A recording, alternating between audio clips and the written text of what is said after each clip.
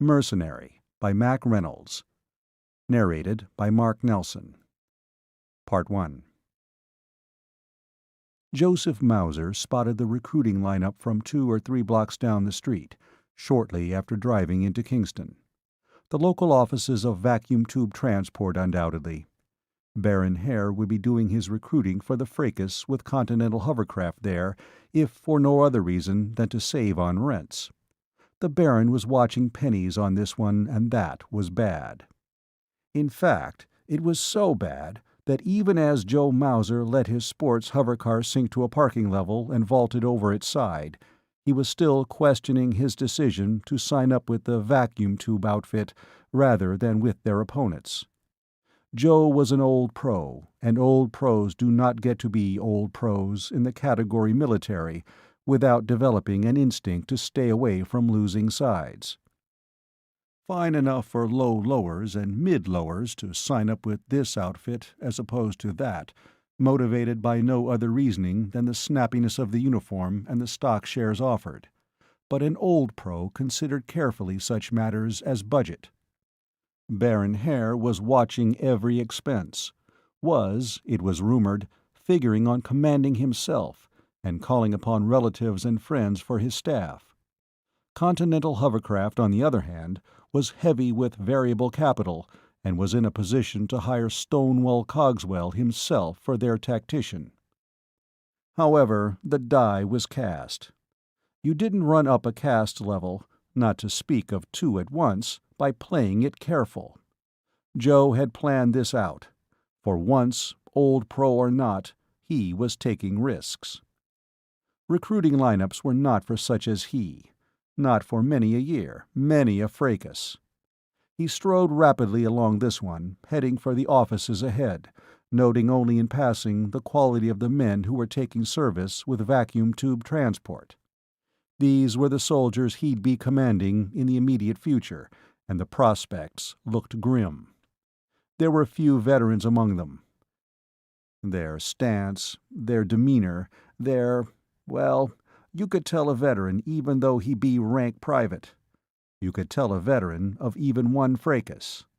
It showed. He knew the situation. The word had gone out. Baron Malcolm Hare was due for a defeat. You weren't going to pick up any lush bonuses signing up with him, and you definitely weren't going to jump a caste. In short, no matter what Hare's past record, choose what was going to be the winning side: Continental hovercraft.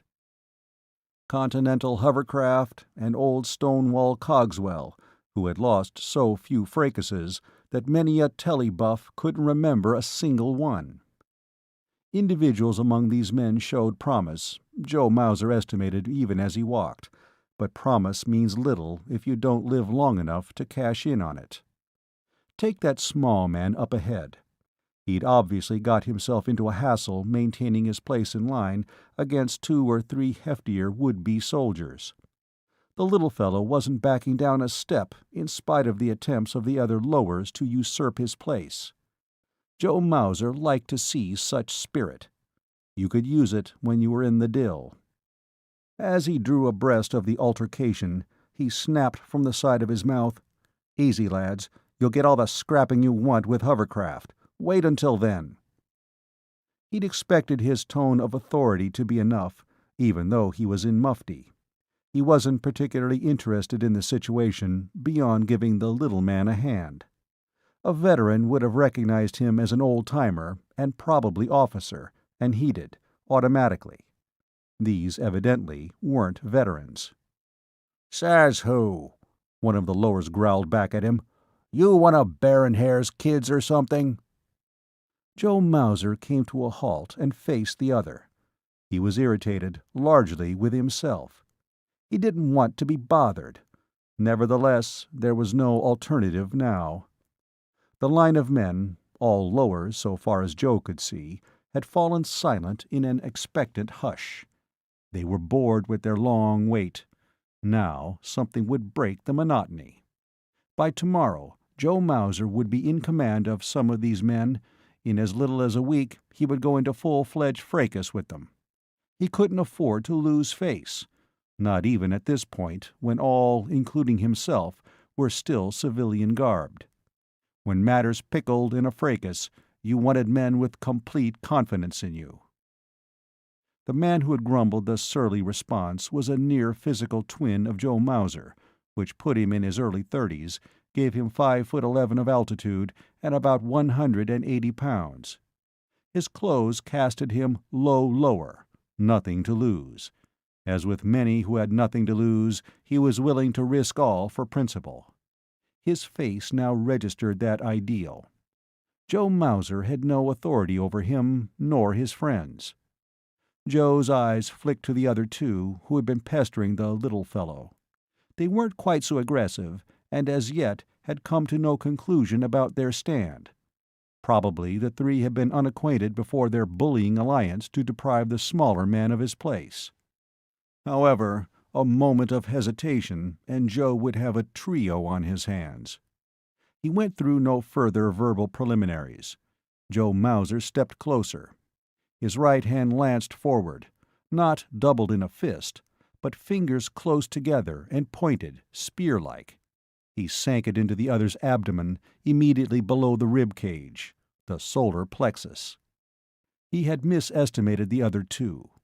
Even as his opponent crumpled, they were upon him, coming in from each side. And at least one of them, he could see now, had been in hand-to-hand combat before. In short, another pro, like Joe himself.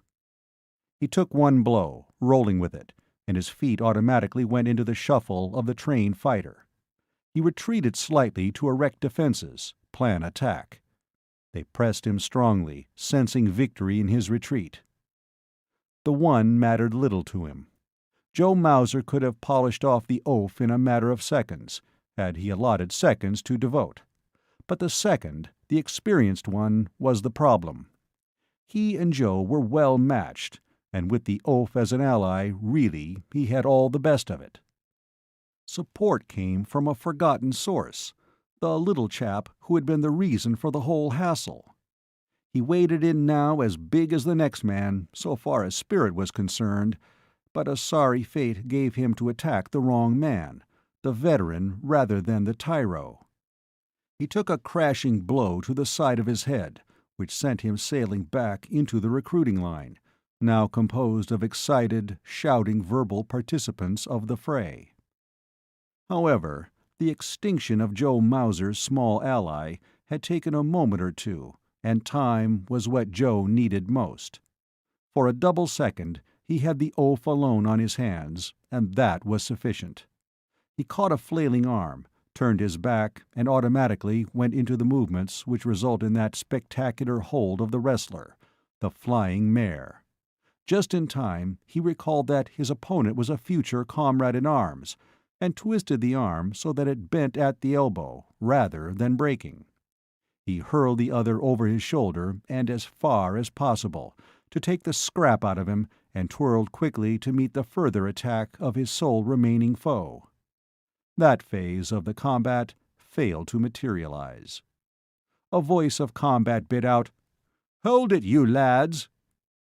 The original situation which had precipitated the fight was being duplicated, but while the three lowers had failed to respond to Joe Mauser's tone of authority, there was no similar failure now. The owner of the voice, beautifully done up in the uniform of vacuum tube transport, complete to kilts and the swagger stick of the officer of rank colonel or above, stood glaring at them. Age, Joe estimated, even as he came to attention, somewhere in the late 20s, and upper in caste. Born to command. His voice holding that arrogant, contemptuous expression once common to the patricians of Rome, the Prussian Junkers, the British ruling class of the 19th century. Joe knew the expression well. How well he knew it. On more than one occasion he had dreamt of it. Joe said, "Yes, sir." "What in Zen goes on here? Are you lads overtranked?" "No, sir." Joe's veteran opponent grumbled, his eyes on the ground, a schoolboy before the principal. Joe said evenly, "A private disagreement, sir." "Disagreement? the upper snorted. His eyes went to the 3 fallen combatants, who were in various stages of reviving. "I'd hate to see you lads in a real scrap." That brought a response from the non-combatants in the recruiting line. The bon mot wasn't that good, but caste has its privileges, and the laughter was just short of uproarious. Which seemed to placate the kilted officer. He tapped his swagger stick against the side of his leg, while he ran his eyes up and down Joe Mauser and the others, as though memorizing them for future reference. "All right," he said. "Get back into line, and you troublemakers quiet down. We are processing as quickly as we can." And at that point he added insult to injury with an almost word-for-word repetition of what Joe had said a few moments earlier. "You'll get all the fighting you want from hovercraft, if you can wait until then." The 4 original participants of the rumpus resumed their places in various stages of sheepishness. The little fellow, nursing an obviously aching jaw, made a point of taking up his original position even while darting a look of thanks to Joe Mauser, who still stood where he had when the fight was interrupted. The upper looked at Joe. "Well, lad, are you interested in signing up with vacuum tube transport or not?" "Yes, sir," Joe said evenly.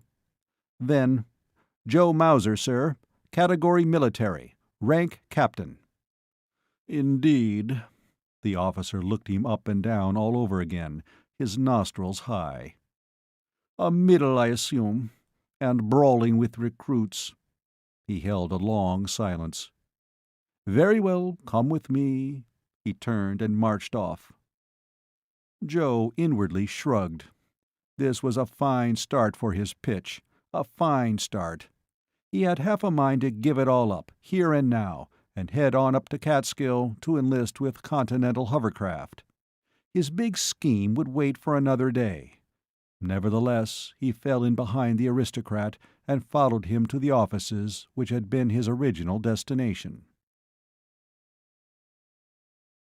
2 rank privates with 4570 Springfields and wearing the hair kilts in such wise as to indicate permanent status in vacuum tube transport came to the salute as they approached.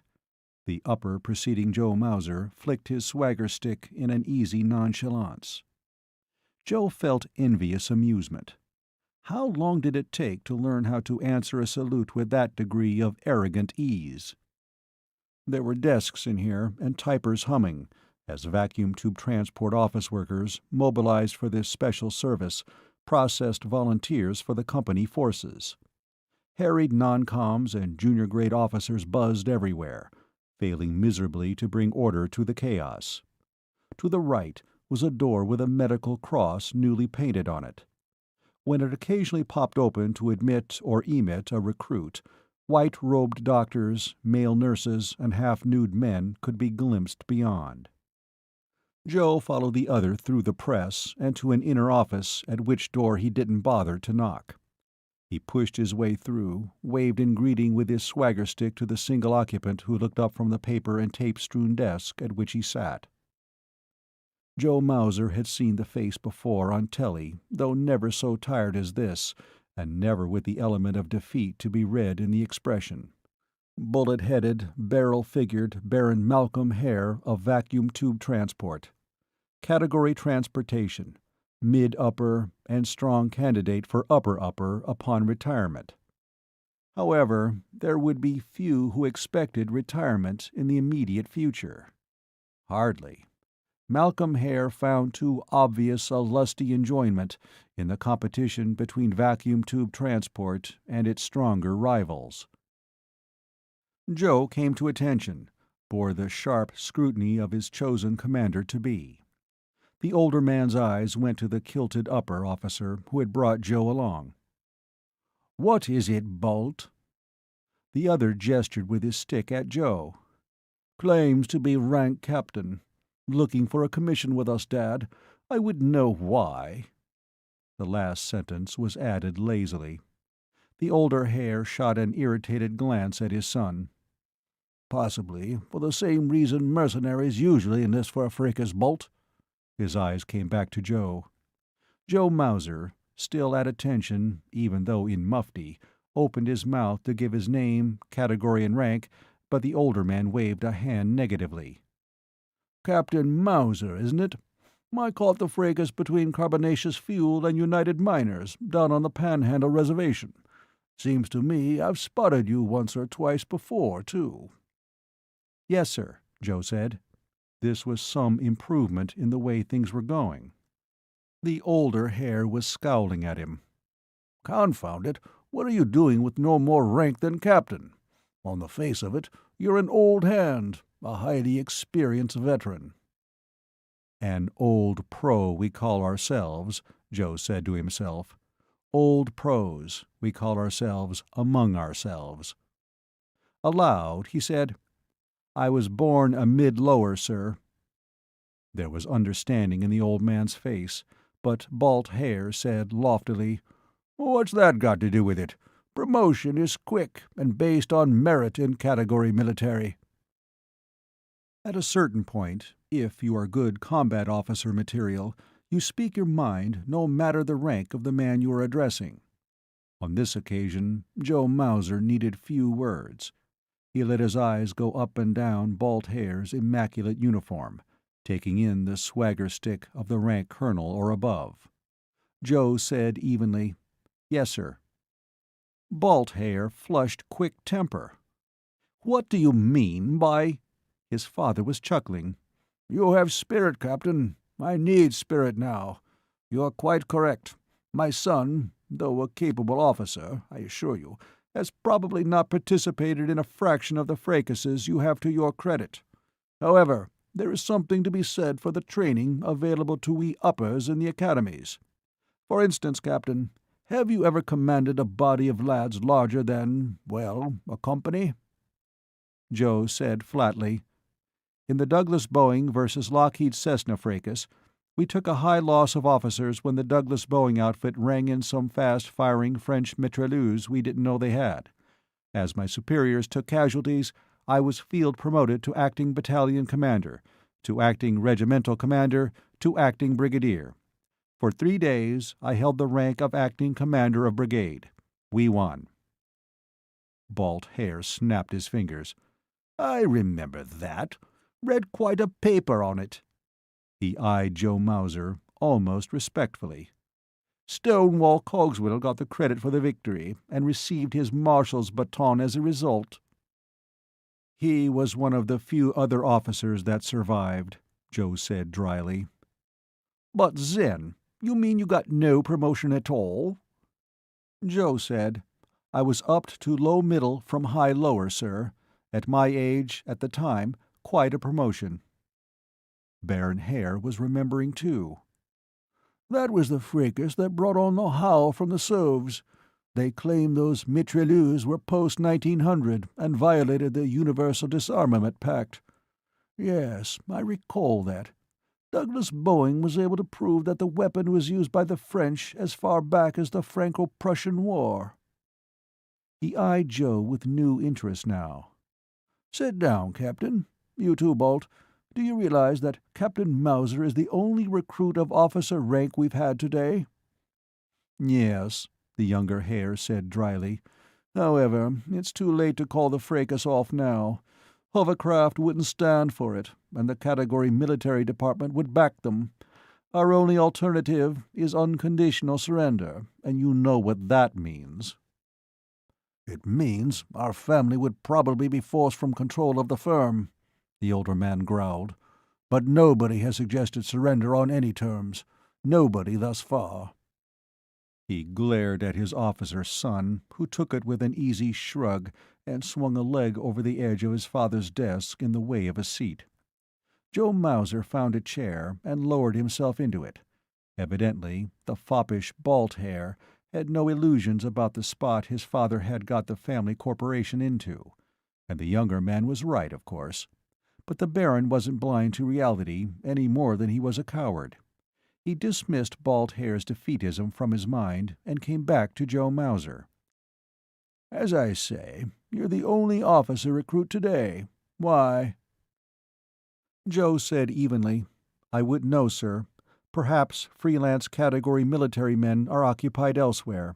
There's always a shortage of trained officers. Baron Hare was waggling a finger negatively. That's not what I mean, Captain. You're an old hand. This is your category, and you must know it well. Then why are you signing up with vacuum tube transport rather than hovercraft? Joe Mauser looked at him for a moment without speaking. Come, come, Captain. I'm an old hand too, in my category, and not a fool. I realize there is scarcely a soul in the West world that expects anything but disaster for my colors. Pay rates have been widely posted.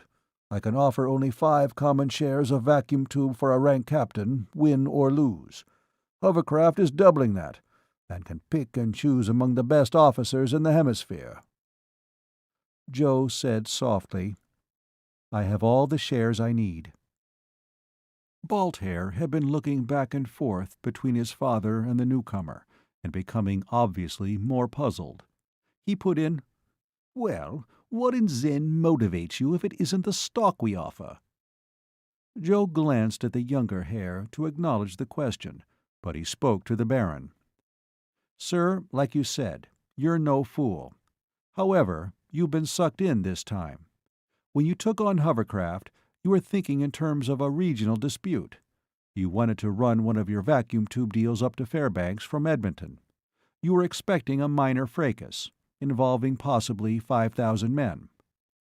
You never expected hovercraft to parlay it up, through their connections in the category military department, to a divisional magnitude fracas, which you simply aren't large enough to afford. But hovercraft was getting sick of your corporation. You've been nicking away at them too long. So they decided to do you in. They've hired Marshal Cogswell and the best combat officers in North America, and they're hiring the most competent veterans they can find. Every fracas buff who watches telly figures you've had it. They've been watching you come up the aggressive way, the hard way, for a long time, but now they're all going to be sitting on the edges of their sofas waiting for you to get it. Baron Hare's heavy face had hardened as Joe Mauser went on relentlessly.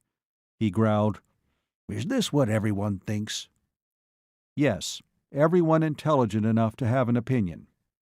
Joe made a motion of his head to the outer offices, where the recruiting was proceeding.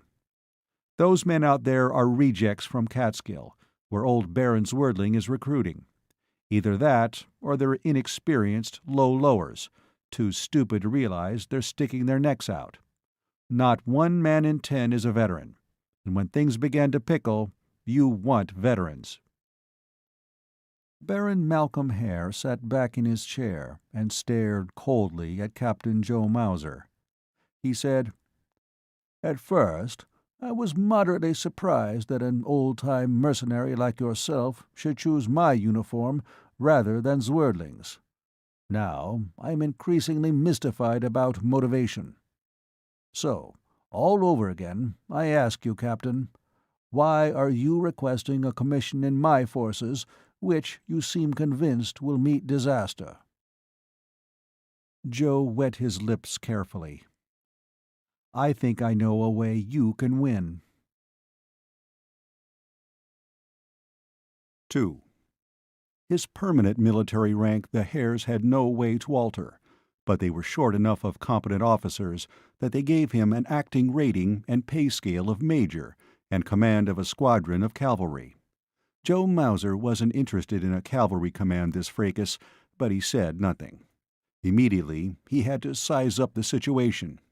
It wasn't time as yet to reveal the big scheme, and meanwhile they could use him to whip the rank privates into shape.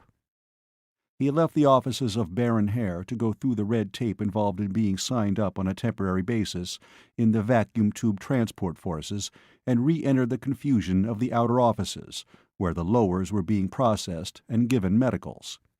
He re-entered in time to run into a telly team which was doing a live broadcast.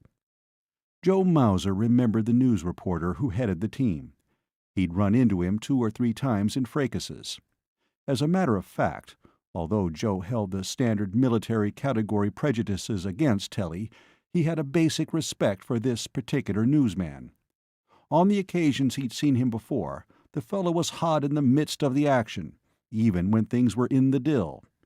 He took as many chances as did the average combatant, and you can't ask for more than that.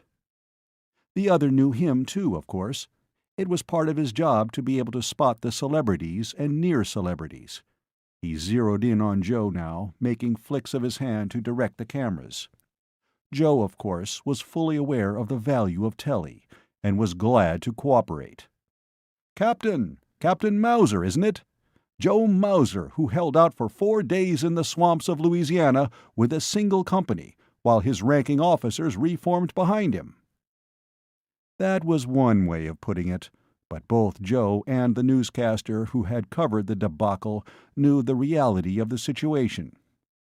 When the front had collapsed, his commanders, of upper caste of course, had hauled out, leaving him to fight a delaying action while they mended their fences with the enemy, coming to the best terms possible. Yes, that had been the United Oil versus Allied Petroleum fracas, and Joe had emerged with little in either glory or pelf. The average fracas fan wasn't on an intellectual level to appreciate anything other than victory. The good guys win, the bad guys lose. That's obvious, isn't it? Not 1 out of 10 telly followers of the fracases was interested in a well-conducted retreat or holding action. They wanted blood, lots of it, and they identified with the winning side. Joe Mauser wasn't particularly bitter about this aspect. It was part of his way of life.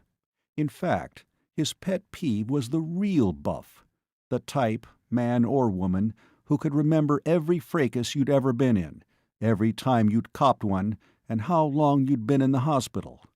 Fans who could remember, even better than you could, every time the situation had pickled on you and you'd had to fight your way out as best as you could. They'd tell you about it, their eyes gleaming, sometimes a slightest trickle of spittle at the sides of their mouths. They usually wanted an autograph or a souvenir such as a uniform button. Now, Joe said to the telly reporter, "That's right, Captain Mauser, acting major in this fracas. Freddie Soligan. You remember me, Captain?" "Of course I do, Freddie. We've been in the dill side by side, more than once, and even when I was too scared to use my sidearm, you'd be scanning away with your camera." "Ha ha, listen to the captain, folks. I hope my boss is tuned in. But seriously, Captain Mauser, what do you think the chances of vacuum tube transport are in this fracas?" Joe looked into the camera lens earnestly. "The best, of course, or I wouldn't have signed up with Baron Hare, Freddie. Justice triumphs, and anybody who is familiar with the issues in this fracas knows that Baron Hare is on the side of true right." Freddie said, holding any sarcasm he must have felt, "What would you say the issues were, Captain?" "The basic North American free enterprise right to compete.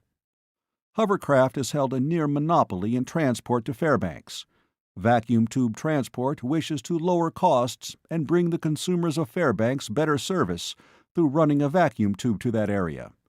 What could be more in the traditions of the West world?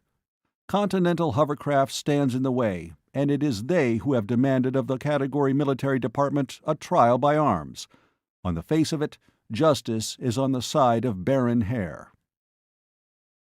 Freddie Soligan said into the camera, "Well, all you good people of the telly world, that's an able summation the captain has made, but it certainly doesn't jibe with the words of Baron Zwerdling we heard this morning, does it? However, justice triumphs, and we'll see what the field of combat will have to offer. Thank you very much, Captain Mauser.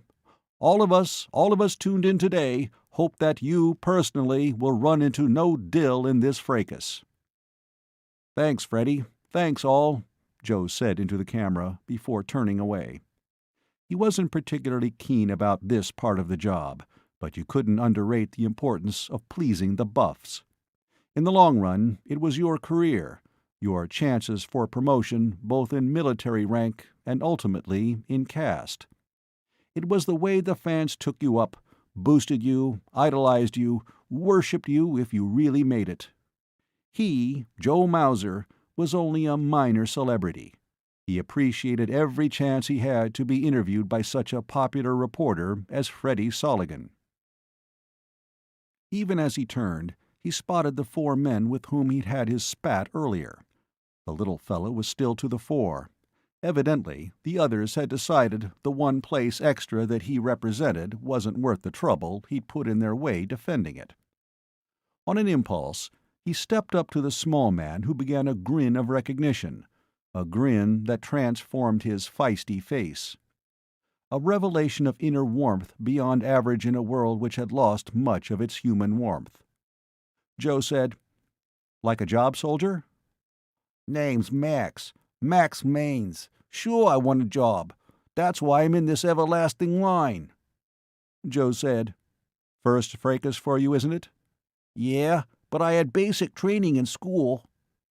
"What do you weigh, Max?" Max's face soured. "About 120. "Did you check out on semaphore at school?"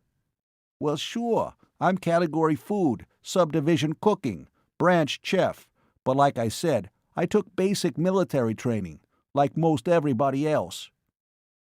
"I'm Captain Joe Mauser. How'd you like to be my Batman?" Max screwed up his already not overly handsome face. "Gee, I don't know. I kinda joined up to see some action. Get into the dill, you know what I mean." Joe said dryly, "See here, Maines, you'll probably find more pickled situation next to me than you'll want, and you'll come out alive." The recruiting sergeant looked up from the desk. It was Max Mains's turn to be processed. The sergeant said, "Lad, take a good opportunity when it drops in your lap. The captain is one of the best in the field. You'll learn more, get better chances for a promotion if you stick with him." Joe couldn't remember ever having run into the sergeant before, but he said, "Thanks, Sergeant." The other said, evidently realizing Joe didn't recognize him, "We were together in the Chihuahua Reservation, on the jurisdictional fracas between the United Miners and the Teamsters, sir." It had been almost 15 years ago. About all that Joe Mauser remembered of that fracas was the abnormal number of casualties they'd taken. His side had lost, but from this distance in time, Joe couldn't even remember what force he'd been with. But now he said, "That's right. I thought I recognized you, Sergeant." "It was my first fracas, sir." The sergeant went businesslike. "If you want, I should hustle this lad through, Captain." "Please do, Sergeant." Joe added to Max, "I'm not sure where my billet will be. When you're through all this, locate the officers' mess and wait there for me." "Well, okay," Max said doubtfully, still scowling, but evidently a servant of an officer, if he wanted to be or not. "Sir," the sergeant added ominously, "if you've had basic, you know enough how to address an officer." "Well, yes, sir," Max said hurriedly. Joe began to turn away, but then spotted the man immediately behind Max Mainz. He was one of the 3 with whom Joe had tangled earlier, the one who'd obviously had previous combat experience. He pointed the man out to the sergeant. "You'd better give this lad at least temporary rank of corporal. He's a veteran, and we're short of veterans." The sergeant said, "Yes, sir, we sure are." Joe's former foe looked properly thankful. Joe Mauser finished off his own red tape and headed for the street to locate a military tailor who could do him up a set of hair kilts and fill his other dress requirements. As he went, he wondered vaguely just how many different uniforms he had worn in his time. In a career as long as his own, from time to time you took semi-permanent positions in bodyguards, company police, or possibly the permanent combat troops of this corporation or that.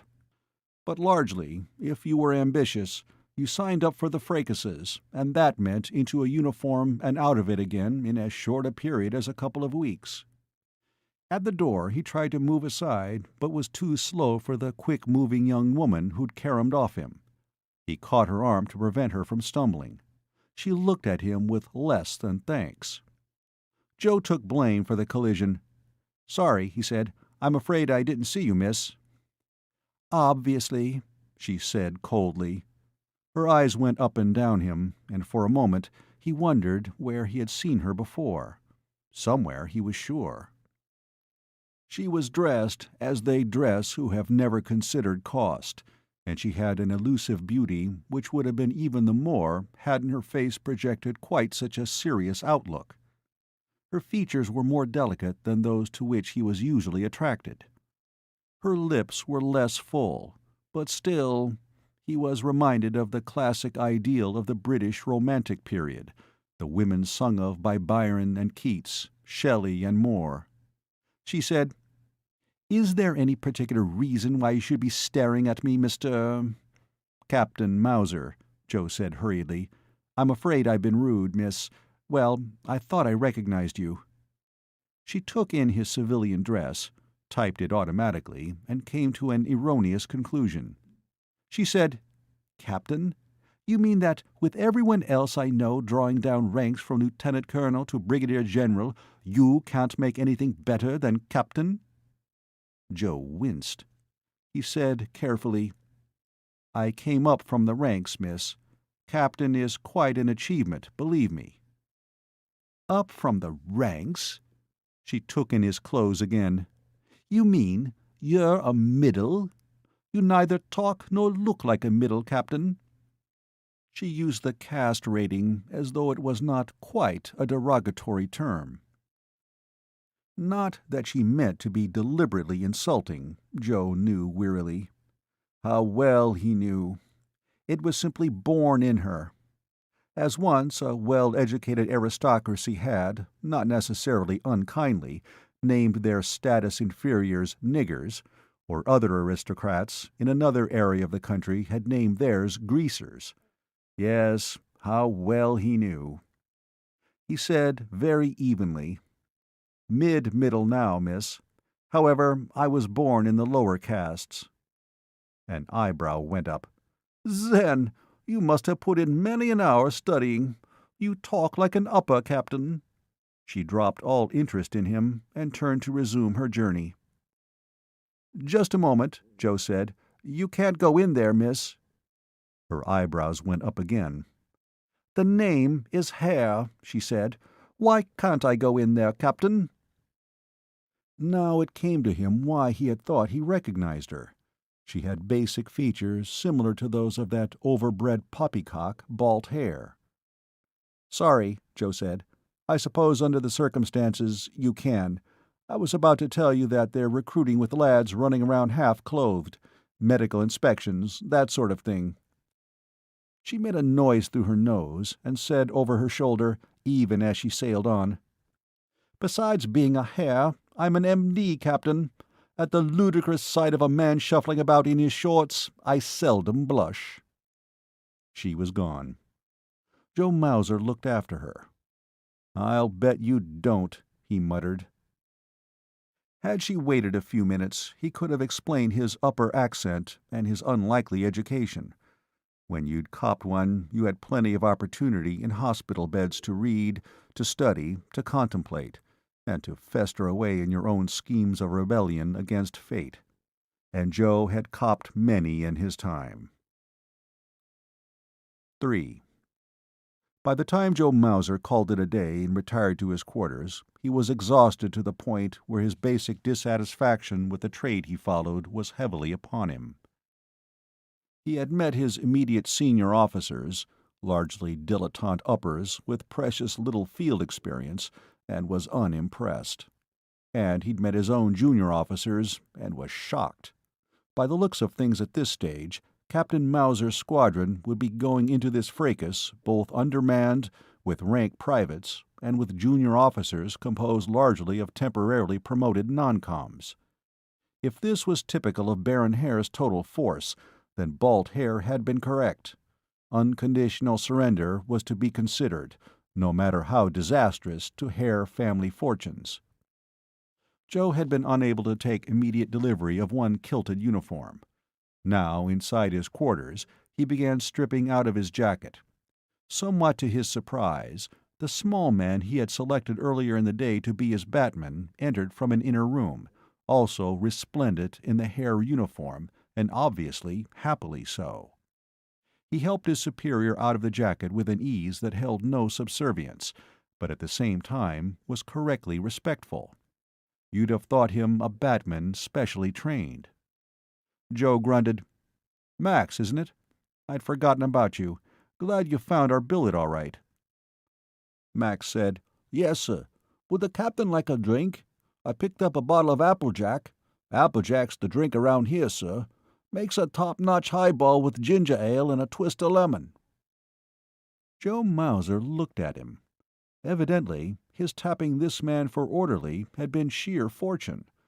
Well, Joe Mauser could use some good luck on this job. He hoped it didn't end with selecting a batman. Joe said, "An Applejack highball sounds wonderful, Max. Got ice?" "Of course, sir." Max left the small room. Joe Mauser and his officers were billeted in what had once been a motel on the old road between Kingston and Woodstock. There was a shower and a tiny kitchenette in each cottage. That was one advantage in a fracas held in an area where there were plenty of facilities. Such military reservations as that of the Little Bighorn in Montana, and particularly some of those in the Southwest and Mexico, were another thing. Joe lowered himself into the room's easy chair and bent down to untie his laces. He kicked his shoes off. He could use that drink.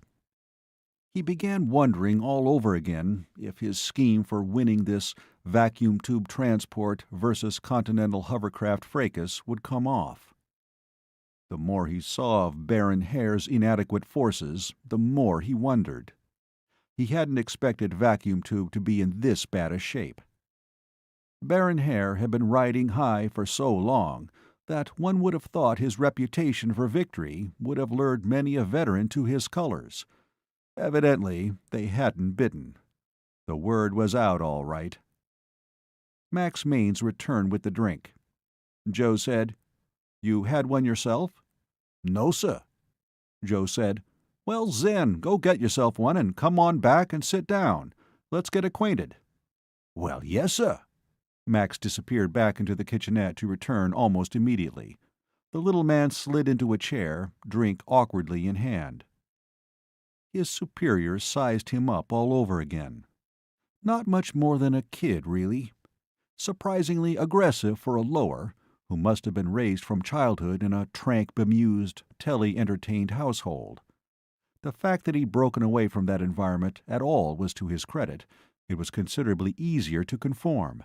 But then, it is always easier to conform, to run with the herd, as Joe well knew. His own break hadn't been an easy one. "Relax," he said now. Max said, "Well, this is my first day." "I know, and you've been seeing telly shows all your life showing how an orderly conducts himself in the presence of his superior." Joe took another pull and yawned. "Well, forget about it. With any man who goes into a fracas with me, I like to be on close terms. When things pickle, I want him to be on my side, not nursing some peeve brought on by his officer, trying to give him an inferiority complex." The little man was eyeing him in surprise. Joe finished his highball and came to his feet to get another one. He said, "On 2 occasions, I've had an orderly save my life. I'm not taking any chances, but that there might be a third opportunity." "Well, yes, sir. Does the captain want me to get him?" "I'll get it," Joe said. When he returned to his chair, he said, "Why did you join up with Baron Hare, Max?" The other shrugged it off. "The usual. The excitement. The idea of all those fans watching me on telly. The share of common stock I'll get. And, you'll never know, maybe a promotion in caste. I wouldn't mind making upper-lower." Joe said sourly, "One fracas, and you'll be over that desire to have the buffs watching you on telly, while they sit around in their front rooms sucking on tranks. And you'll probably be over the desire for the excitement, too. Of course, the share of stock is another thing." "You aren't just counting down, Captain," Max said, an almost surly overtone in his voice. "You don't know what it's like being born with no more common stock shares than a mid-lower." Joe held his peace, sipping at his drink, taking this one more slowly. He let his eyebrows rise to encourage the other to go on. Max said doggedly, "Sure, they call it people's capitalism, and everybody gets issued enough shares to ensure him a basic living all the way from the cradle to the grave, like they say. But let me tell you, you're a middle, and you don't realize how basic the basic living of a lower can be." Joe yawned. If he hadn't been so tired, there would have been more amusement in the situation. Max was still dogged.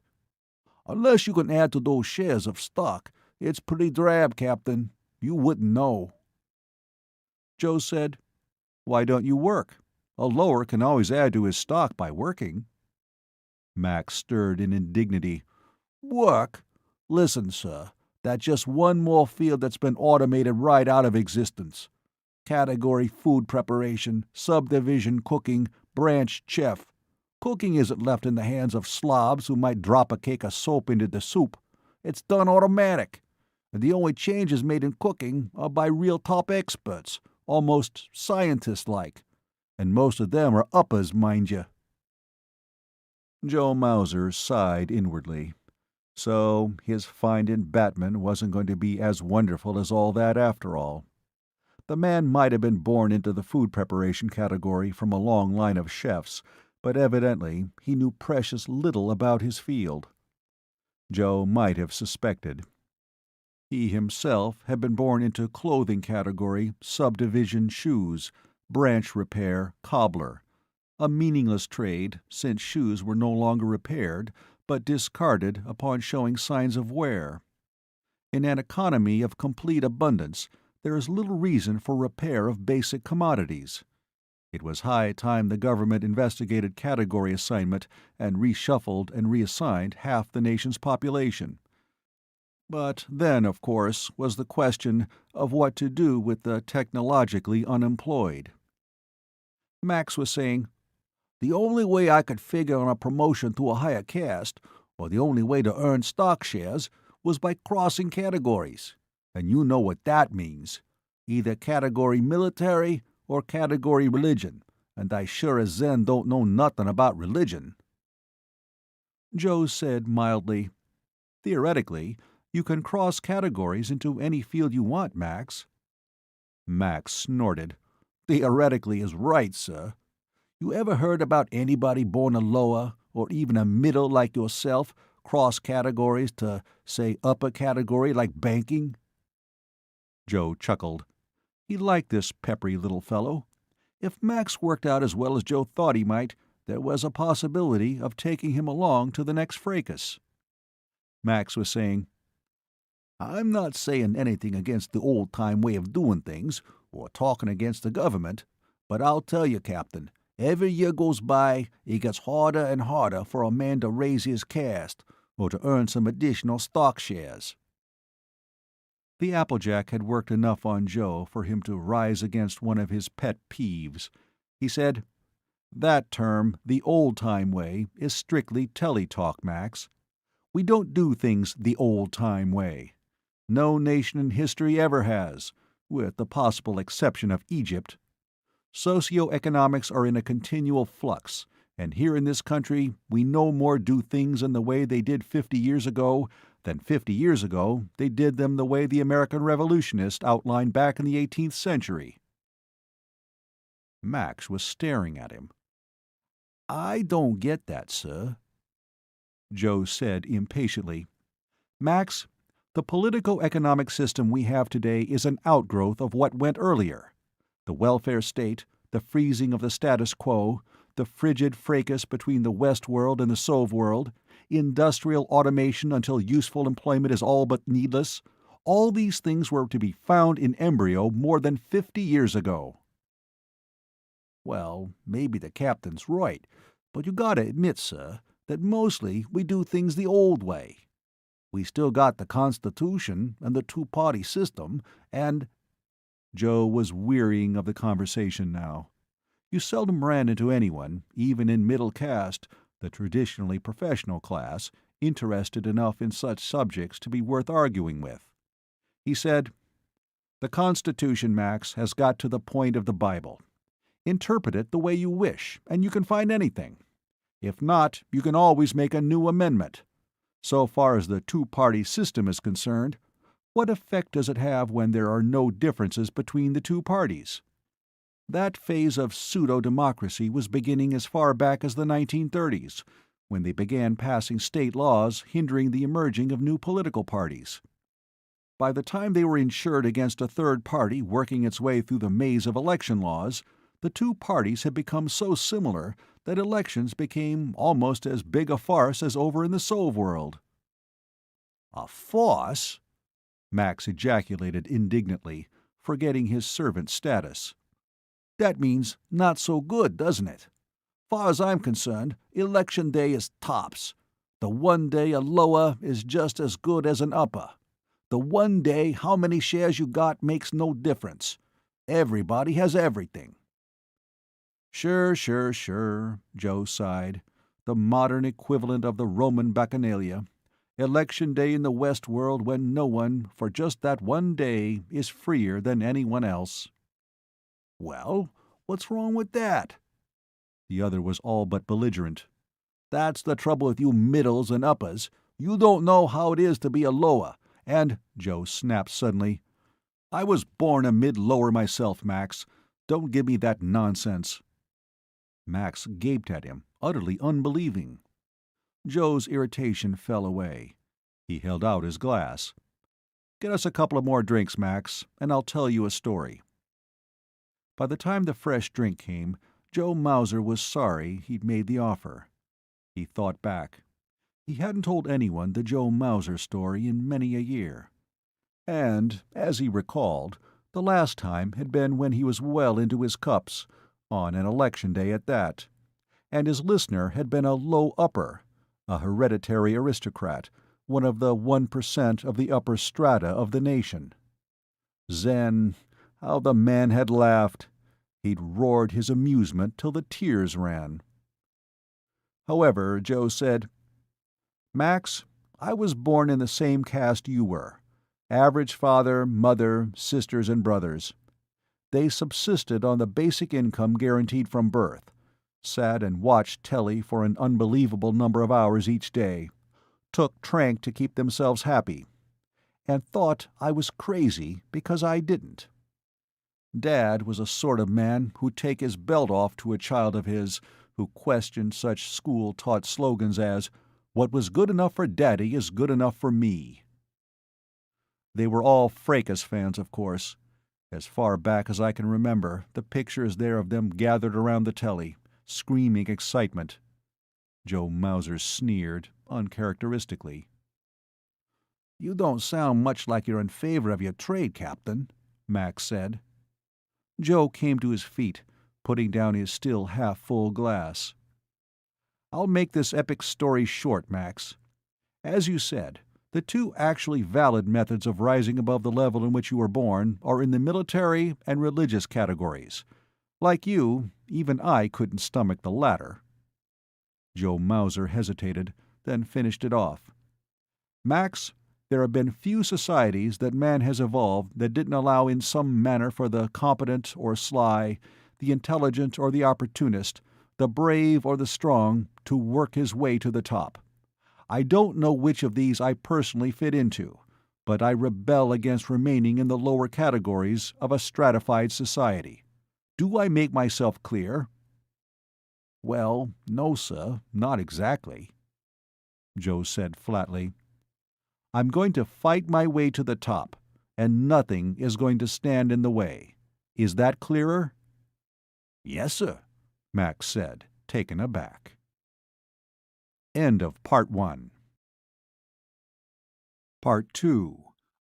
4. After routine morning duties, Joe Mauser returned to his billet and mystified Max Mainz by not only changing into mufti himself, but having Max do the same. In fact, the new Batman protested faintly. He hadn't nearly, as yet, got over the glory of wearing his kilts, and was looking forward to parading around town in them. He had a point, of course. The appointed time for the fracas was getting closer, and buffs were beginning to stream into town to bask in the atmosphere of threatened death. Everybody knew what a military center on the outskirts of a fracas reservation such as the Catskills was like immediately preceding a clash between rival corporations. The high-strung gaiety, the drinking, the over-tranking, the relaxation of mores. Even a rank private had it made. Admiring civilians to buy drinks and hang on your every word. And, more important still, sensuous-eyed women, their faces slack in thinly suppressed passion. It was a recognized phenomenon, even Max Mainz knew, this desire on the part of women telefans to date a man and then watch him later killing or being killed. "Time enough to wear your fancy uniform," Joe Mauser growled at him. "In fact, tomorrow's a local election day. Parlay that up on top of all the fracas fans gravitating into town, and you'll have a wing-ding the likes of nothing you've seen before." "Well, yes, sir," Max begrudged. "Where are we going now, Captain?" "To the airport. Come along." Joe Mauser led the way to his sports hover car, and as soon as the two were settled into the bucket seats, hit the lift lever with the butt of his left hand. Air cushion borne, he trod down on the accelerator. Max Main was impressed. "You know," he said, "I never been in one of these swanky sports jobs before. The kind of car you can afford on the income of a mid-lower stock aren't—" "Knock it off," Joe said wearily. "Carping we'll always have with us, evidently, but in spite of all the beefing in every strata from lower to upper middle, I've yet to see any signs of organized protest against our present politico-economic system." "Hey," Max said, "don't get me wrong. What was good enough for Dad is good enough for me. You won't catch me talking against the government." Joe murmured.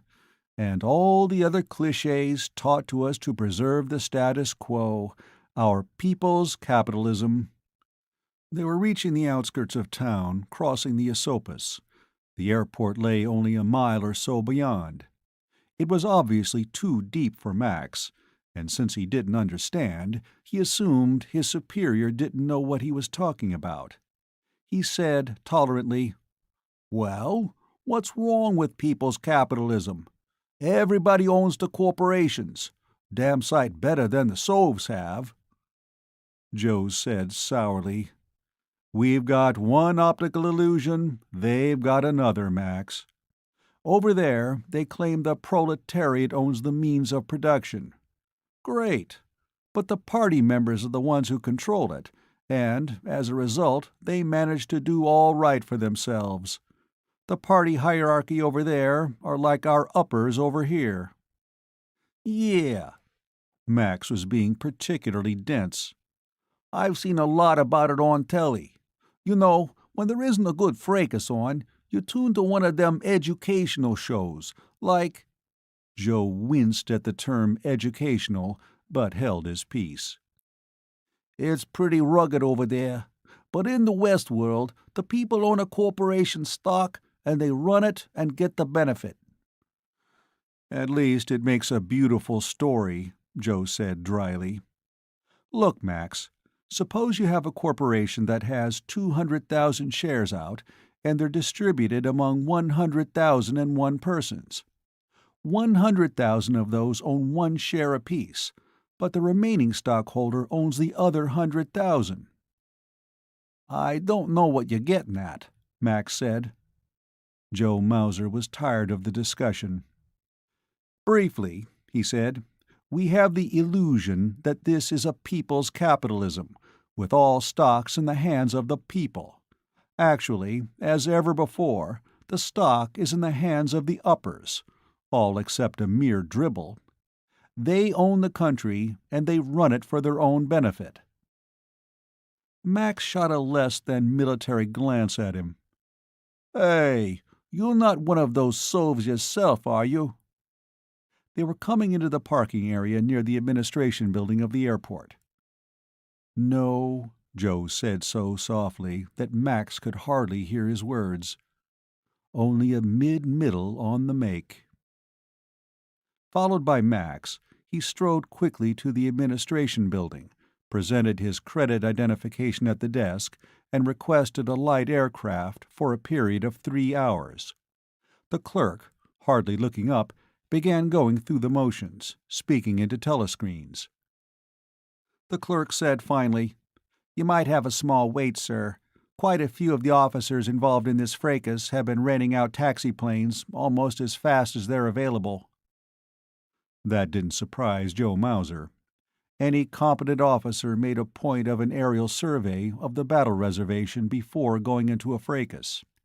Aircraft, of course, couldn't be used during the fray, since they post-dated the turn of the century, and hence were relegated to the cemetery of military devices, along with such items as nuclear weapons, tanks, and even gasoline-propelled vehicles of size to be useful.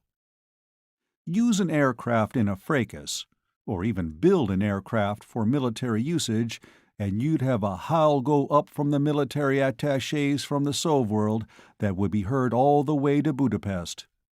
Not a fracas went by but there were scores, if not hundreds, of military observers, keen-eyed to check whether or not any really modern tools of war were being illegally utilized. Joe Mauser sometimes wondered if the Westworld observers, over in the Sov-world, were as hair-fine in their living up to the rules of the Universal Disarmament Pact. Probably, but for that matter, they didn't have the same system of fighting fracases over there as in the West. Joe took a chair while he waited and thumbed through a fan magazine. From time to time, he found his own face in such publications. He was a third-rate celebrity, really. Luck hadn't been with him so far as the buffs were concerned. They wanted spectacular victories, murderous situations in which they could lose themselves in vicarious sadistic thrills. Joe had reached most of his peaks while in retreat or commanding a holding action. His officers appreciated him, and so did the ultra-knowledgeable fracas buffs, but he was all but an unknown to the average dimwit who spent most of his life glued to the teleset, watching men butcher each other. On the various occasions when matters had pickled and Joe had to fight his way out against difficult odds, using spectacular tactics in desperation, he was almost always off camera. Purely luck. On top of skill, determination, experience, and courage, you had to have luck in the military category to get anywhere. This time, Joe was going to manufacture his own. A voice said, "Ah, Captain Mauser." Joe looked up, then came to his feet quickly. In automatic reflex, he began to come to the salute, but then caught himself. He said stiffly, "My compliments, Marshal Cogswell." The other was a smallish man, but strikingly strong of face and strongly built. His voice was clipped, clear, and had the air of command as though born with it. He, like Joe, wore mufti, and now extended his hand to be shaken. "I hear you've signed up with Baron Hare, Captain. I was rather expecting you to come in with me. Had a place for a good aide-de-camp. Liked your work in that last fracas we went through together." "Thank you, sir," Joe said. Stonewall Cogswell was as good a tactician as freelanced, and he was more than that. He was a judge of men and a stickler for detail. And right now, if Joe Mauser knew Marshal Stonewall Cogswell as well as he thought, Cogswell was smelling a rat. There was no reason why old pro Joe Mauser should sign up with a sure loser like Vacuum Tube when he could have earned more shares taking a commission with hovercraft. He was looking at Joe brightly, the question in his eyes. 3 or 4 of his staff were behind a few paces, looking polite, but Cogswell didn't bring them into the conversation. Joe knew most by sight. Good men all. Old pros all. He felt another twinge of doubt. Joe had to cover. He said, "I was offered a particularly good contract, sir. Too good to resist." The other nodded, as though inwardly coming to a satisfactory conclusion. "Baron Hare's connections, eh? He's probably offered to back you for a bouncing cast. Is that it, Joe?" Joe Mauser flushed. Stonewall Cogswell knew what he was talking about. He'd been born into middle status himself, and had become an upper the hard way. His path wasn't as long as Joe's was going to be, but long enough, and he knew how rocky the climb was. How very rocky. Joe said stiffly, "I'm afraid I'm in no position to discuss my commander's military contracts, Marshal. We're in mufti, but, after all—" Cogswell's lean face registered one of his infrequent grimaces of humor. "I understand, Joe. Well, good luck, and I hope things don't pickle for you in the coming fracas. Possibly we'll find ourselves aligned together again at some future time." "Thank you, sir," Joe said, once more having to catch himself to prevent an automatic salute. Cogswell and his staff went off, leaving Joe looking after them. Even the Marshal's staff members were top men, any of whom could have conducted a divisional magnitude fracas. Joe felt the coldness in his stomach again. Although it must have looked like a cinch, the enemy wasn't taking any chances whatsoever. Cogswell and his officers were undoubtedly here at the airport for the same reason as Joe.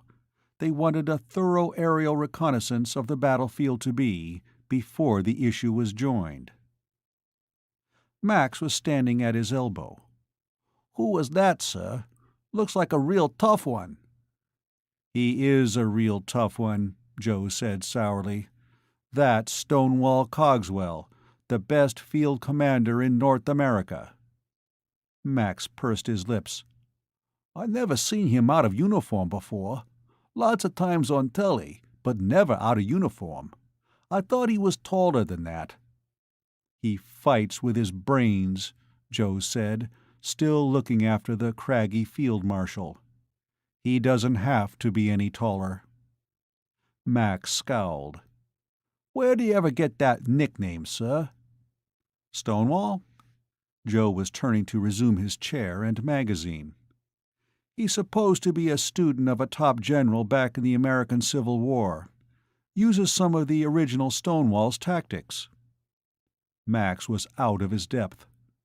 "American Civil War? Was that much of a fracas, Captain? It must have been before my time." "It was quite a fracas," Joe said dryly. "Lot of good lads dead. 100 years after it was fought, the reasons it was fought seemed about as valid as those we fight fracases for today. Personally, He had to cut it short. They were calling him on the address system. His aircraft was ready. Joe made his way to the hangars, followed by Max Mainz. He was going to pilot the airplane himself, and old Stonewall Cogswell would have been surprised at what Joe Mauser was looking for. 5.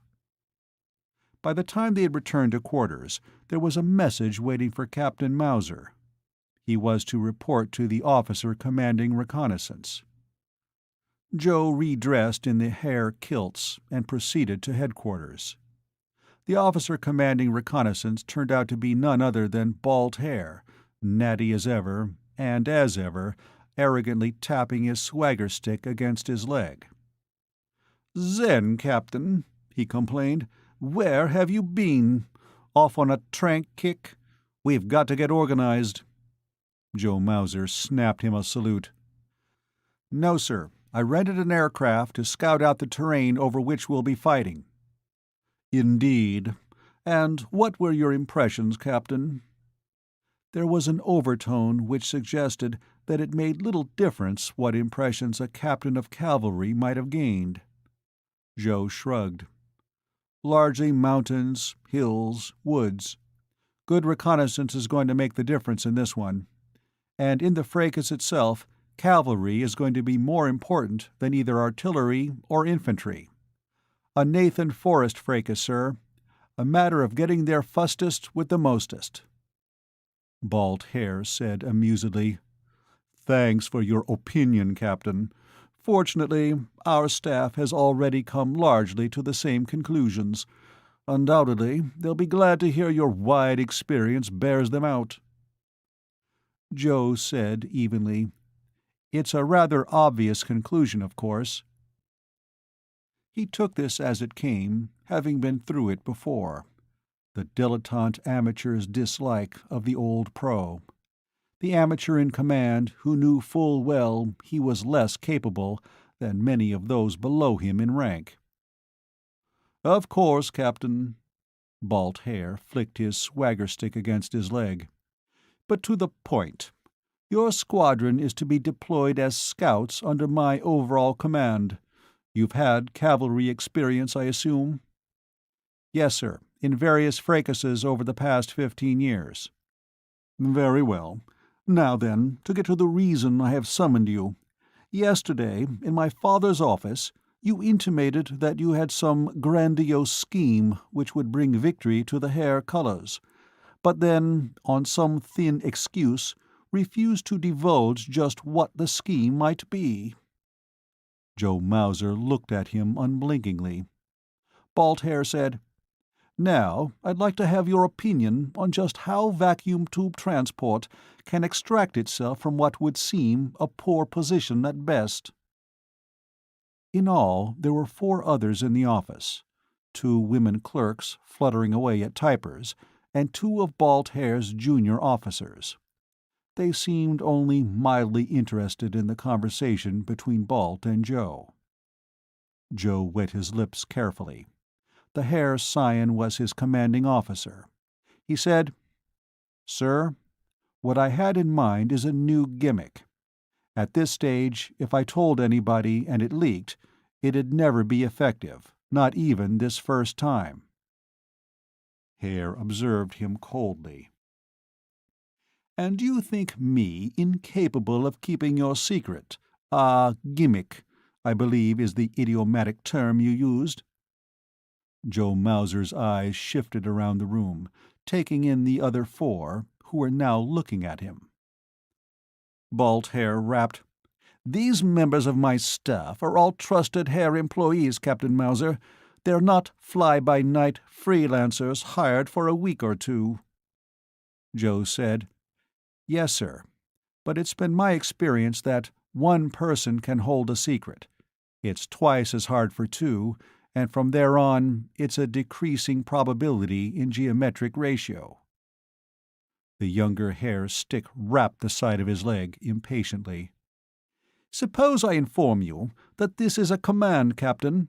I have little confidence in a supposed gimmick that will rescue our forces from disaster, and I rather dislike the idea of a captain of one of my squadrons dashing about with such a bee in his bonnet when he should be obeying my commands." Joe kept his voice respectful. "Then, sir, I'd request that we take the matter to the Commander-in-Chief, your father." "Indeed?" Joe said, "Sir, I've been working on this a long time. I can't afford to risk throwing the idea away." Balt Haer glared at him. "Very well, Captain. I'll call your bluff. Come along." He turned on his heel and headed from the room. Joe Mauser shrugged in resignation and followed him. The old Baron wasn't much happier about Joe Mauser's secrets than was his son. It had only been the day before that he had taken Joe on, but already he had seemed to have aged in appearance. Evidently, each hour that went by made it increasingly clear just how perilous a position he had assumed. Vacuum tube transport had elbowed, buffaloed, bluffed, and edged itself up to the outskirts of the really big time. The Baron's ability, his aggressiveness, his flair, his political pull had all helped, but now the chips were down. He was up against one of the biggies, and this particular biggie was tired of ambitious little vacuum tube transport. He listened to his son's words, listened to Joe's defense. He said, looking at Joe, "If I understand this, you have some scheme which you think will bring victory in spite of what seems a disastrous situation." "Yes, sir." The two hares looked at him, one impatiently, the other in weariness. Joe said, "I'm gambling everything on this, sir. I'm no rank private in his first fracas. I deserve to be given some leeway." Balt Haer snorted. "Gambling everything? What in Zen would you have to gamble, Captain? The whole Haer family fortunes are tied up. Hovercraft is out for blood. They won't be satisfied with a token victory and a negotiated compromise. They'll devastate us. Thousands of mercenaries killed, with all that means in indemnities. Millions upon million in expensive military equipment, most of which we've had to hire and will have to recompensate for. Can you imagine the value of our stock after Stonewall Cogswell has finished with us? Why, every 2x4 trucking outfit in North America will be challenging us, and we won't have the forces to meet a minor skirmish." Joe reached into an inner pocket and laid a sheaf of documents on the desk of Baron Malcolm Hare. The Baron scowled down at them. Joe said simply, "I've been accumulating stock since before I was 18, and I've taken good care of my portfolio in spite of taxes and the various other pitfalls, which make the accumulation of capital practically impossible. Yesterday, I sold all of my portfolio I was legally allowed to sell, and converted to vacuum tube transport." He added dryly, "Getting it at an excellent rate, by the way." Balt Haer mulled through the papers, unbelievingly. "Zen!" he ejaculated. "The fool really did it! He sunk a small fortune into our stock." Baron Haer growled at his son. "You seem considerably more convinced of our defeat than the captain here. Perhaps I should reverse your positions of command." His son grunted, but said nothing. Old Malcolm Hare's eyes came back to Joe. "Admittedly, I thought you were on the romantic side yesterday, with your hints of some scheme which would lead us out of the wilderness, so to speak. Now, I wonder if you might not really have something. Very well, I respect your claimed need for secrecy. Espionage is not exactly an antiquated military field." "Thank you, sir." But the Baron was still staring at him. "However, there's more to it than that. Why not take this great scheme to Marshal Cogswell? And yesterday you mentioned that the telesets of the nation would be tuned in on this fracas, and obviously you are correct. The question becomes, what of it?" The fat was in the fire now. Joe Mauser avoided the haughty stare of young Balt Haer and addressed himself to the older man. "You have political pull, sir. Oh, I know you don't make and break presidents. You couldn't even pull enough wires to keep hovercraft from making this a divisional magnitude fracas. But you have pull enough for my needs." Baron Haer leaned back in his chair, his barrel-like body causing that article of furniture to creak. He crossed his hands over his stomach. "And what are your needs, Captain Mauser?" Joe said evenly, "If I can bring this off, I'll be a fracas-buff celebrity. I don't have any illusions about the fickleness of the telefans, but for a day or two I'll be on top. If at the same time I had your all-out support, pulling what strings you could reach, why then, you'd be promoted to upper, wouldn't you, Captain?" Balt Haer finished for him, amusement in his voice. "That's what I'm gambling on," Joe said evenly.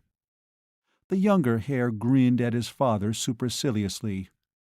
"So, our captain says he will defeat Stonewall Cogswell in return for you sponsoring his becoming a member of the nation's elite. Good heavens!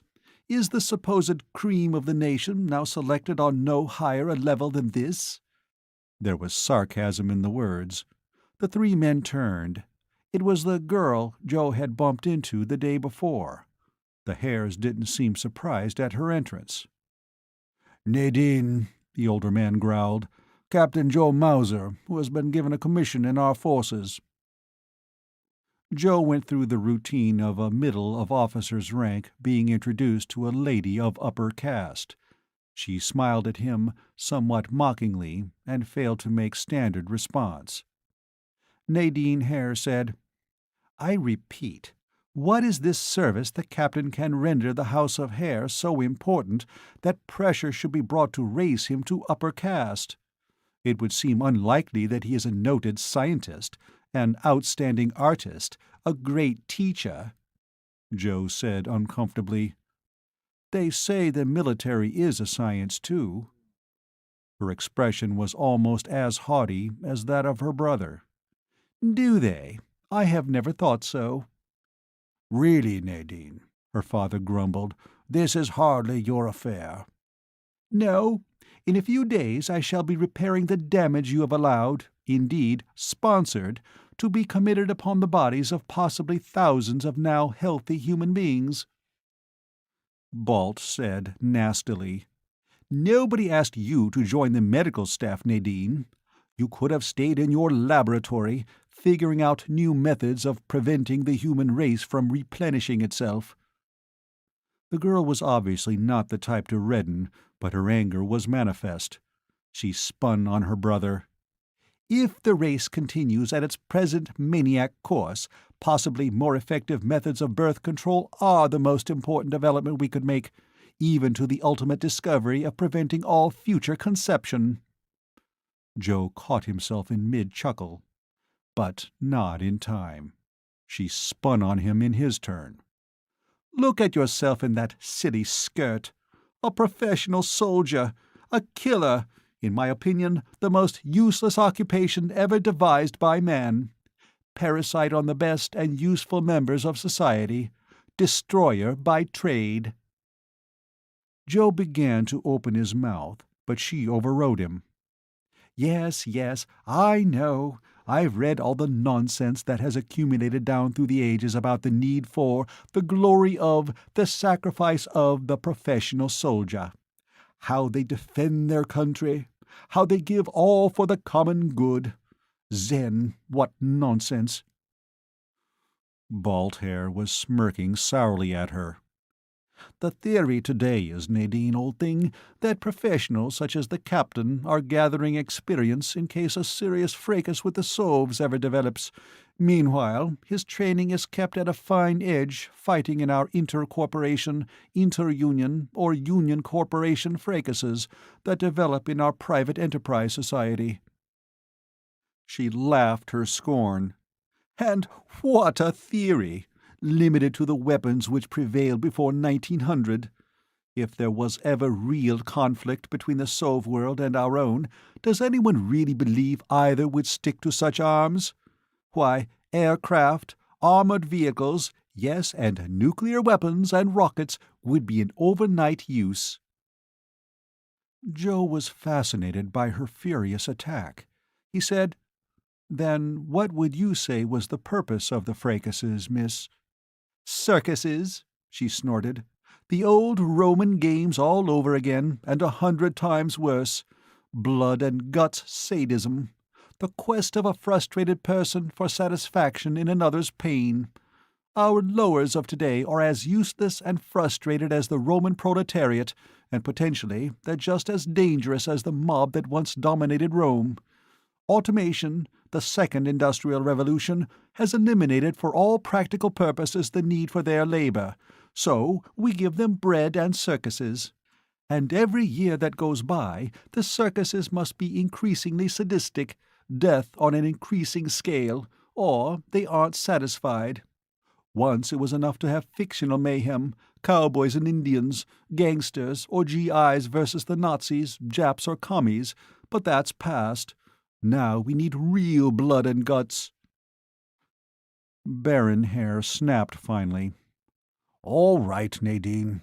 We've heard this lecture before. I doubt if the captain is interested, particularly since you don't seem to be able to get beyond the protesting stage and have yet to come up with an answer." "I have an answer." "Ah?"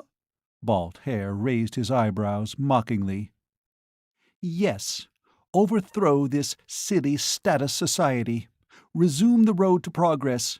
Put our people to useful endeavor, instead of sitting in front of their telesets, taking trank pills to put them in a happy daze, and watching sadistic fracases to keep them in thrills, and their minds from their condition."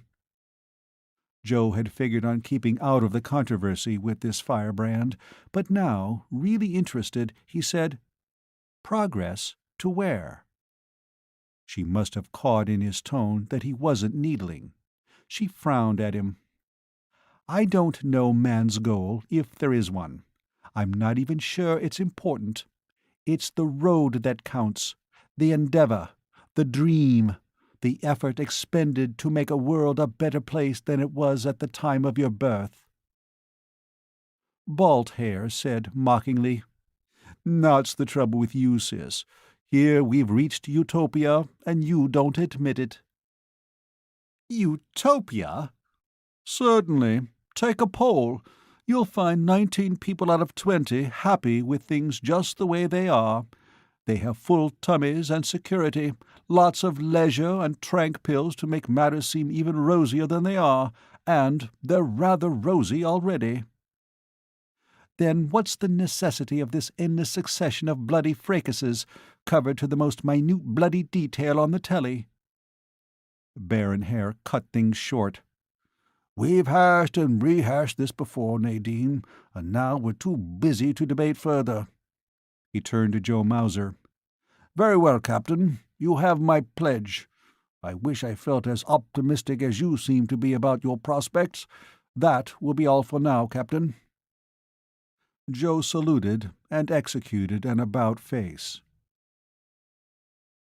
In the outer offices, when he had closed the door behind him, he rolled his eyes upward in mute thanks to whatever powers might be. He had somehow gained the enmity of Balt, his immediate superior, but he'd also gained the support of Baron Haer himself, which counted considerably more. He considered for a moment Nadine Haer's words. She was obviously a malcontent, but, on the other hand, her opinions of his chosen profession weren't too different than his own. However, given this victory, this upgrading in caste, and Joe Mauser would be in a position to retire. The door opened and shut behind him, and he half turned. Nadine Haer, evidently still caught up in the hot words between herself and her relatives, glared at him, all of which stressed the beauty he had noticed the day before. She was an almost unbelievably pretty girl, particularly when flushed with anger. It occurred to him with a blow-like suddenness that, if his caste was raised to upper, he would be in a position to woo such as Nadine Haer. He looked into her furious face and said, "I was intrigued, Miss Haer, with what you had to say, and I'd like to discuss some of your points. I wonder if I could have the pleasure of your company at some nearby refreshment—" "My, how formal an invitation, Captain. I suppose you had in mind sitting and flipping back a few trank pills." Joe looked at her. "I don't believe I've had a trank in the past 20 years, Miss Haer. Even as a boy, I didn't particularly take to having my senses dulled with drug-induced pleasure." Some of her fury was abating, but she was still critical of the professional mercenary. Her eyes went up and down his uniform in scorn. "You seem to make pretenses of being cultivated, Captain. Then why your chosen profession?" He'd had the answer to that for long years. He said now simply, "I told you I was born a lower. Given that, little counts until I fight my way out of it. Had I been born in a feudalist society, I would have attempted to batter myself into the nobility. Under classical capitalism, I would have done my utmost to accumulate a fortune, enough to reach an effective position in society. Now, under people's capitalism—" she snorted. "Industrial feudalism would be the better term. I realize I can't even start to fulfill myself until I am a member of the upper caste." Her eyes had narrowed, and the anger was largely gone. "But you chose the military field in which to better yourself?" "Government propaganda to the contrary, it is practically impossible to raise yourself in other fields. I didn't build this world. Possibly I don't even approve of it. But since I'm in it, I have no recourse but to follow its rules." Her eyebrows arched. "Why not try to change the rules?" Joe blinked at her. Nadine Hare said, "Let's look up that refreshment you were talking about. In fact, there's a small coffee bar around the corner, where it'd be possible for one of Baron Hare's brood to have a cup with one of her father's officers of middle caste." 6. The following morning, hands on the pillow beneath his head, Joe Mauser stared up at the ceiling of his room and rehashed his session with Nadine Hare. It hadn't taken him 5 minutes to come to the conclusion that he was in love with the girl, but it had taken him the rest of the evening to keep himself under rein and not let the fact get through to her. He wanted to talk about the way her mouth tucked in at the corners, but she was hot on the evolution of society. He would have liked to have kissed that impossibly perfectly shaped ear of hers, but she was all for exploring the reasons why man had reached his present impasse. Joe was for holding hands and staring into each other's eyes. She was for delving into the differences between the West world and the Sov world, and the possibility of resolving them. Of course, to keep her company at all, it had been necessary to suppress his own desires and to go along. It obviously had never occurred to her that a middle might have romantic ideas involving Nadine Hare. It had simply not occurred to her, no matter the radical teaching she advocated. Most of their world was predictable from what had gone before. In spite of popular fable to the contrary, the division between classes had become increasingly clear. Among other things, tax systems were such that it became all but impossible for a citizen born poor to accumulate a fortune. Through ability, he might rise to the point of earning fabulous sums, and wind up in debt to the tax collector. A great inventor, a great artist, had little chance of breaking into the domain of what finally became the small percentage of the population now known as uppers. Then, too, the rising cost of a really good education became such that few other than those born into the middle or upper castes could afford the best of schools. Castes tended to perpetuate themselves. Politically, the nation had fallen increasingly deeper into the two-party system, both parties of which were tightly controlled by the same group of uppers. Elections had become a farce, a great national holiday in which stereotyped patriotic speeches, pretenses of unity between all castes, picnics, beer busts, and trank binges predominated for one day. Economically, too, the augurs had been there. Production of the basics had become so profuse that poverty in the old sense of the word had become nonsensical. There was an abundance of the necessities of life for all. Social security, socialized medicine, unending unemployment insurance, old age pensions, pensions for veterans, for widows and children, for the unfit, pensions and doles for this, that, and the other, had doubled and doubled again, until everyone had security for life. The uppers, true enough, had opulence far beyond that known by the middles, and lived like gods compared to the lowers, but all had security. They had agreed thus far, Joe and Nadine, but then had come debate. "Then why," Joe had asked her, "haven't we achieved what your brother called it? Why isn't this utopia? Isn't it what man has been yearning for down through the ages? Where did the wheel come off? What happened to the dream? Nadine had frowned at him, beautifully, he thought. It's not the first time man has found abundance in a society, though never to this degree. The Incas had it, for instance.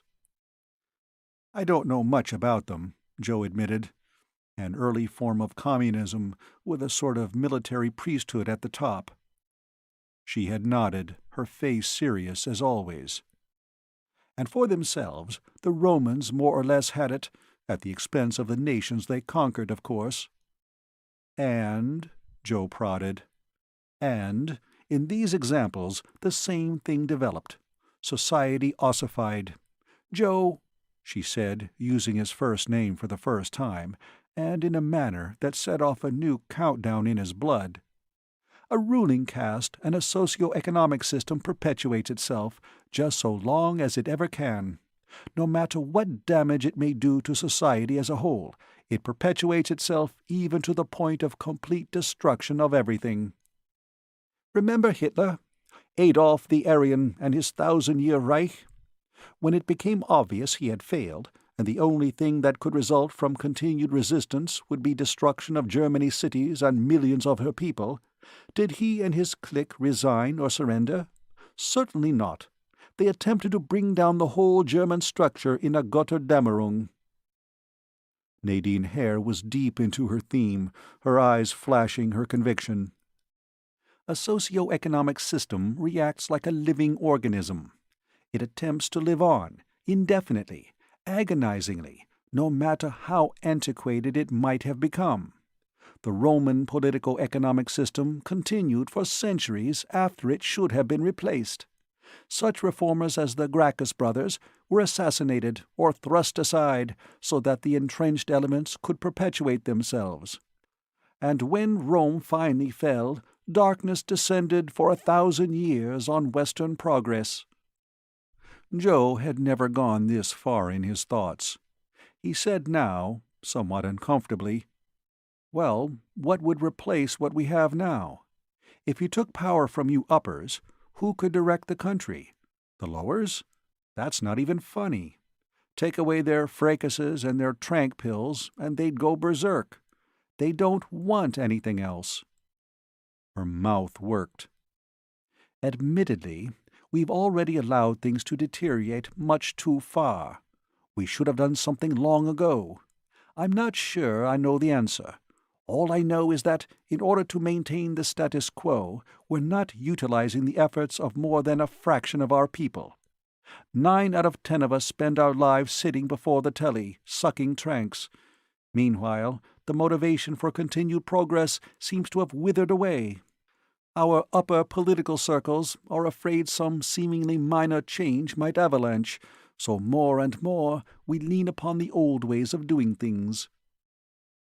Joe had put up a mild argument. "I've heard the case made that the lowers are fools, and the reason our present socio-economic system makes it so difficult to rise from lower to upper is that you cannot make a fool understand he is one. You can only make him angry. If some, who are not fools, are allowed to advance from lower to upper, the vast mass who are fools will be angry because they are not allowed to. That's why the military category is made a channel of advance. To take that road, a man gives up his security, and he'll die if he's a fool." Nadine had become scornful.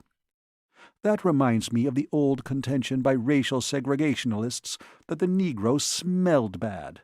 First, they put them in a position where they had insufficient bathing facilities, their diet inadequate, and their teeth uncared for, and then protested that they couldn't be associated with because of their odor.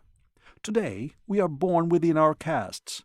If an upper is inadequate, he nevertheless remains an upper. An accident of birth makes him an aristocrat. Environment, family, training, education, friends, traditions, and laws maintain him in that position. But a lower, who potentially has the greatest of value to society, is born handicapped, and he's hard put not to wind up before a telly in a mental daze from trank. Sure, he's a fool. He's never been allowed to develop himself." Yes, Joe reflected now, it had been quite an evening. In a life of more than 30 years devoted to rebellion, he had never met anyone so outspoken as Nadine Hare, nor one who had thought it through as far as she had. He grunted. His own revolt was against the level at which he had found himself in society, not the structure of society itself. His whole raison d'etre was to lift himself to upper status.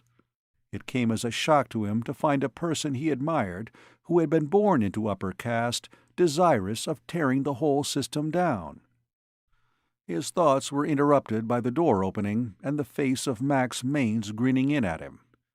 Joe was mildly surprised at his orderly not knocking before opening the door. Max evidently had a lot to learn. The little man blurted, "Come on, Joe, let's go out on the town." "Joe?" Joe Mauser raised himself to one elbow and stared at the other. "Leaving aside the merits of your suggestion for the moment, do you think you should address an officer by his first name?" Max Mainz came fully into the bedroom, his grin still wider. "You forgot. It's election day." "Oh," Joe Mauser relaxed into his pillow. "So it is. No duty for today, eh?" "No duty for anybody," Max crowed. "What do you say we go into town and have a few drinks in one of the upper bars?" Joe grunted, but began to arise. "What'll that accomplish? On election day, most of the uppers get done up in their oldest clothes and go slumming down in the lower quarters." Max wasn't to be put off so easily. "Well, wherever we go, let's get going. Zen, I'll bet this town is full of fracas buffs from as far as Philly. And on election day to boot. Wouldn't it be something if I found me a real fracas fan, some upper dame?" Joe laughed at him, even as he headed for the bathroom. As a matter of fact, he rather liked the idea of going into town for the show. "Max," he said over his shoulder, "you're in for a big disappointment. They're all the same. Upper, lower, or middle." "Yeah?" Max grinned back at him. "Well, I'd like the pleasure of finding out if that's true by personal experience." End of Part 2. Part 3 of Mercenary. 7. In a faraway past, Kingston had once been the capital of the United States. For a short time, when Washington's men were in flight after the debacle of their defeat in New York City, the government of the United Colonies had held session in this Hudson River town. It had been its one moment of historic glory, and afterward Kingston had slipped back into being a minor city on the edge of the Catskills, approximately halfway between New York and Albany. Of most recent years, it had become one of the two recruiting centers which bordered the Catskill Military Reservation, which, in turn, was one of the score or so population-cleared areas throughout the continent where rival corporations or unions could meet and settle their differences in combat, given permission of the Military Category Department of the government. And permission was becoming ever easier to acquire. It had slowly evolved, the resorting to trial by combat to settle disputes between competing corporations, disputes between corporations and unions, disputes between unions over jurisdiction. Slowly but predictably. Since the earliest days of the First Industrial Revolution, conflict between these elements had often broken into violence, sometimes on a scale comparable to minor warfare. An early example was the Union organizing in Colorado, when armed elements of the Western Federation of Miners shot it out with similarly armed detectives hired by the mine owners, and later with the troops of an unsympathetic state government. By the middle of the 20th century, unions had become one of the biggest businesses in the country, and by this time a considerable amount of the industrial conflict had shifted to fights between them for jurisdiction over dues-paying members. Battles on the waterfront, assassination and counter-assassination by gun-toting goon squads dominated by gangsters, industrial sabotage, frays between pickets and scabs, all were common occurrences. But it was the coming of telly which increasingly brought such conflicts literally before the public eye. Zealous reporters made ever greater effort to bring the actual mayhem before the eyes of their viewers, and never were their efforts more highly rewarded. A society based upon private endeavor is as jealous of a vacuum as is Mother Nature. Give a desire that can be filled profitably, and the means can somehow be found to realize it. At one point in the nation's history, the railroad lords had dominated the economy. Later it became the petroleum princes of Texas and elsewhere. But toward the end of the 20th century, the communications industry slowly gained prominence. Nothing was more greatly in demand than feeding the insatiable maw of the telefan. Nothing, ultimately, became more profitable. And increasingly, the telebuff endorsed the more sadistic of the fictional and non-fictional programs presented him.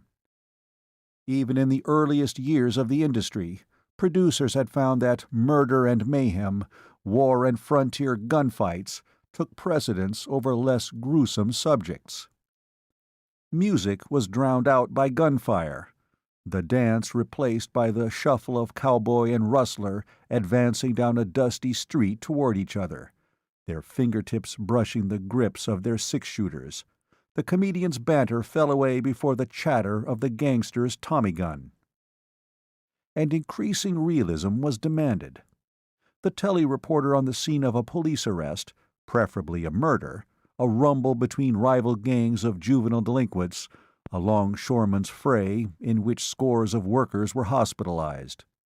When attempts were made to suppress such broadcasts, the howl of freedom of speech and the press went up, financed by tycoons clever enough to realize the value of the subjects they covered so adequately.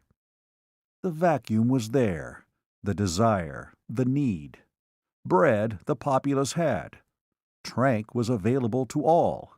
But the need was for the circus, the vicious, sadistic circus, and bit by bit, over the years and decades, the way was found to circumvent the country's laws and traditions to supply the need. Aye, a way is always found. The final Universal Disarmament Pact, which had totally banned all weapons invented since the year 1900 and provided for complete inspection, had not ended the fear of war. And thus, there was excuse to give the would-be soldier, the potential defender of the country in some future inter-nation conflict, practical experience. Slowly, tolerance grew to allow union and corporation to fight it out, hiring the services of mercenaries. Slowly, rules grew up to govern such fracases. Slowly, a department of government evolved. The military category became as acceptable as the next, and the mercenary a valued, even idolized member of society. And the field became practically the only one in which a status quo-oriented socio-economic system allowed for advancement in caste. Joe Mauser and Max Main strolled the streets of Kingston in an extreme of atmosphere seldom to be enjoyed. Not only was the advent of a divisional magnitude fracas only a short period away, but the freedom of an election day as well. The carnival, the Mardi Gras, the fete, the fiesta of an election. Election day, when each aristocrat became only a man, and each man an aristocrat, free of all society's artificially conceived, caste-perpetuating rituals and taboos. Carnival. The day was young, but already the streets were thick with revelers, with dancers, with drunks. A score of bands played. Youngsters in particular ran about attired in costume. There were barbecues and flowing beer kegs. On the outskirts of town were roller coasters and Ferris wheels, fun houses, and drive-it-yourself miniature cars. Carnival. Mac said happily, "You drink, Joe? Or maybe you like Trank better." Obviously, he loved to roll the other's first name over his tongue. Joe wondered in amusement how often the little man had found occasion to call a mid-middle by his first name. "No, Trank," he said. "Alcohol for me. Mankind's old faithful." "Well," Max debated, "get high on alcohol and bingo, a hangover in the morning. But Trank, you wake up with a smile." "And a desire for more Trank to keep the mood going," Joe said wryly. "Get smashed on alcohol, and you suffer for it eventually." "Well, that's one way of looking at it," Max argued happily. "So let's start off with a couple of quick ones in this here upper joint." Joe looked the place over. He didn't know Kingston overly well, but by the appearance of the building and by the entry, it was probably the swankiest hotel in town. He shrugged. So far as he was concerned, he appreciated the greater comfort and the better service of his middle-caste bars, restaurants, and hotels over the ones he had patronized when a lower. However, his wasn't an immediate desire to push into the preserves of the uppers, not until he had won rightfully to their status. But on this occasion, the little fellow wanted to drink at an upper bar. Very well, it was election day. "Let's go," he said to Max. In the uniform of a rank captain of the military category, there was little to indicate caste level, and ordinarily, given the correct air of nonchalance, Joe Mauser, in uniform, would have been able to go anywhere, without so much as a raised eyebrow, until he had presented his credit card, which indicated his caste. But Max was another thing. He was obviously a lower, and probably a low lower at that. But space was made for them at a bar packed with Election Day celebrants, politicians involved in the day's speeches and voting, higher-ranking officers of the Hair Forces having a day off, and various uppers of both sexes in town for the excitement of the fracas to come. "Beer," Joe said to the bartender. "Not me," Max crowed. "Champagne. Only the best for Max Mains.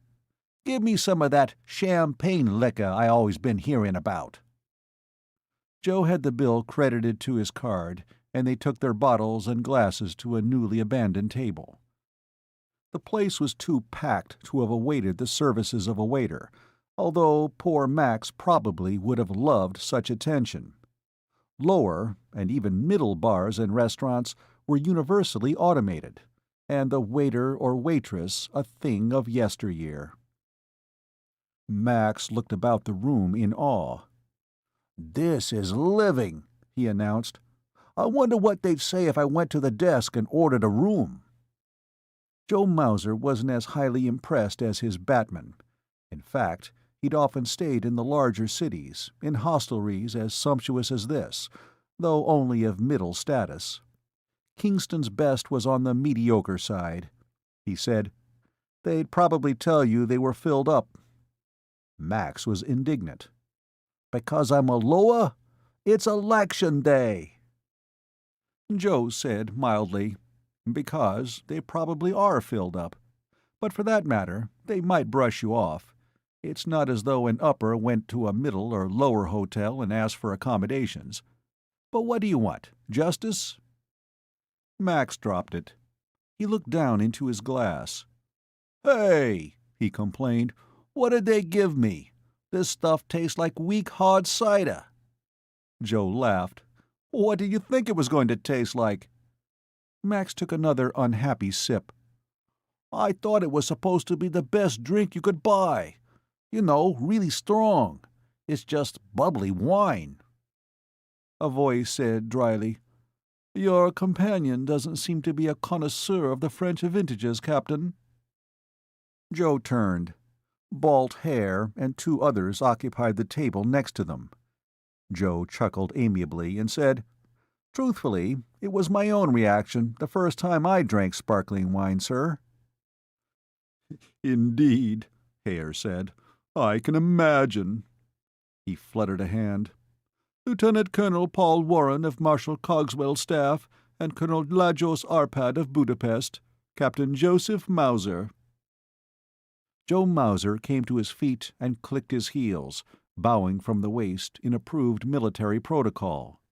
The other two didn't bother to come to their feet, but did condescend to shake hands. The Sov officer said, disinterestedly, "Ah, yes. This is one of your fabulous customs, isn't it?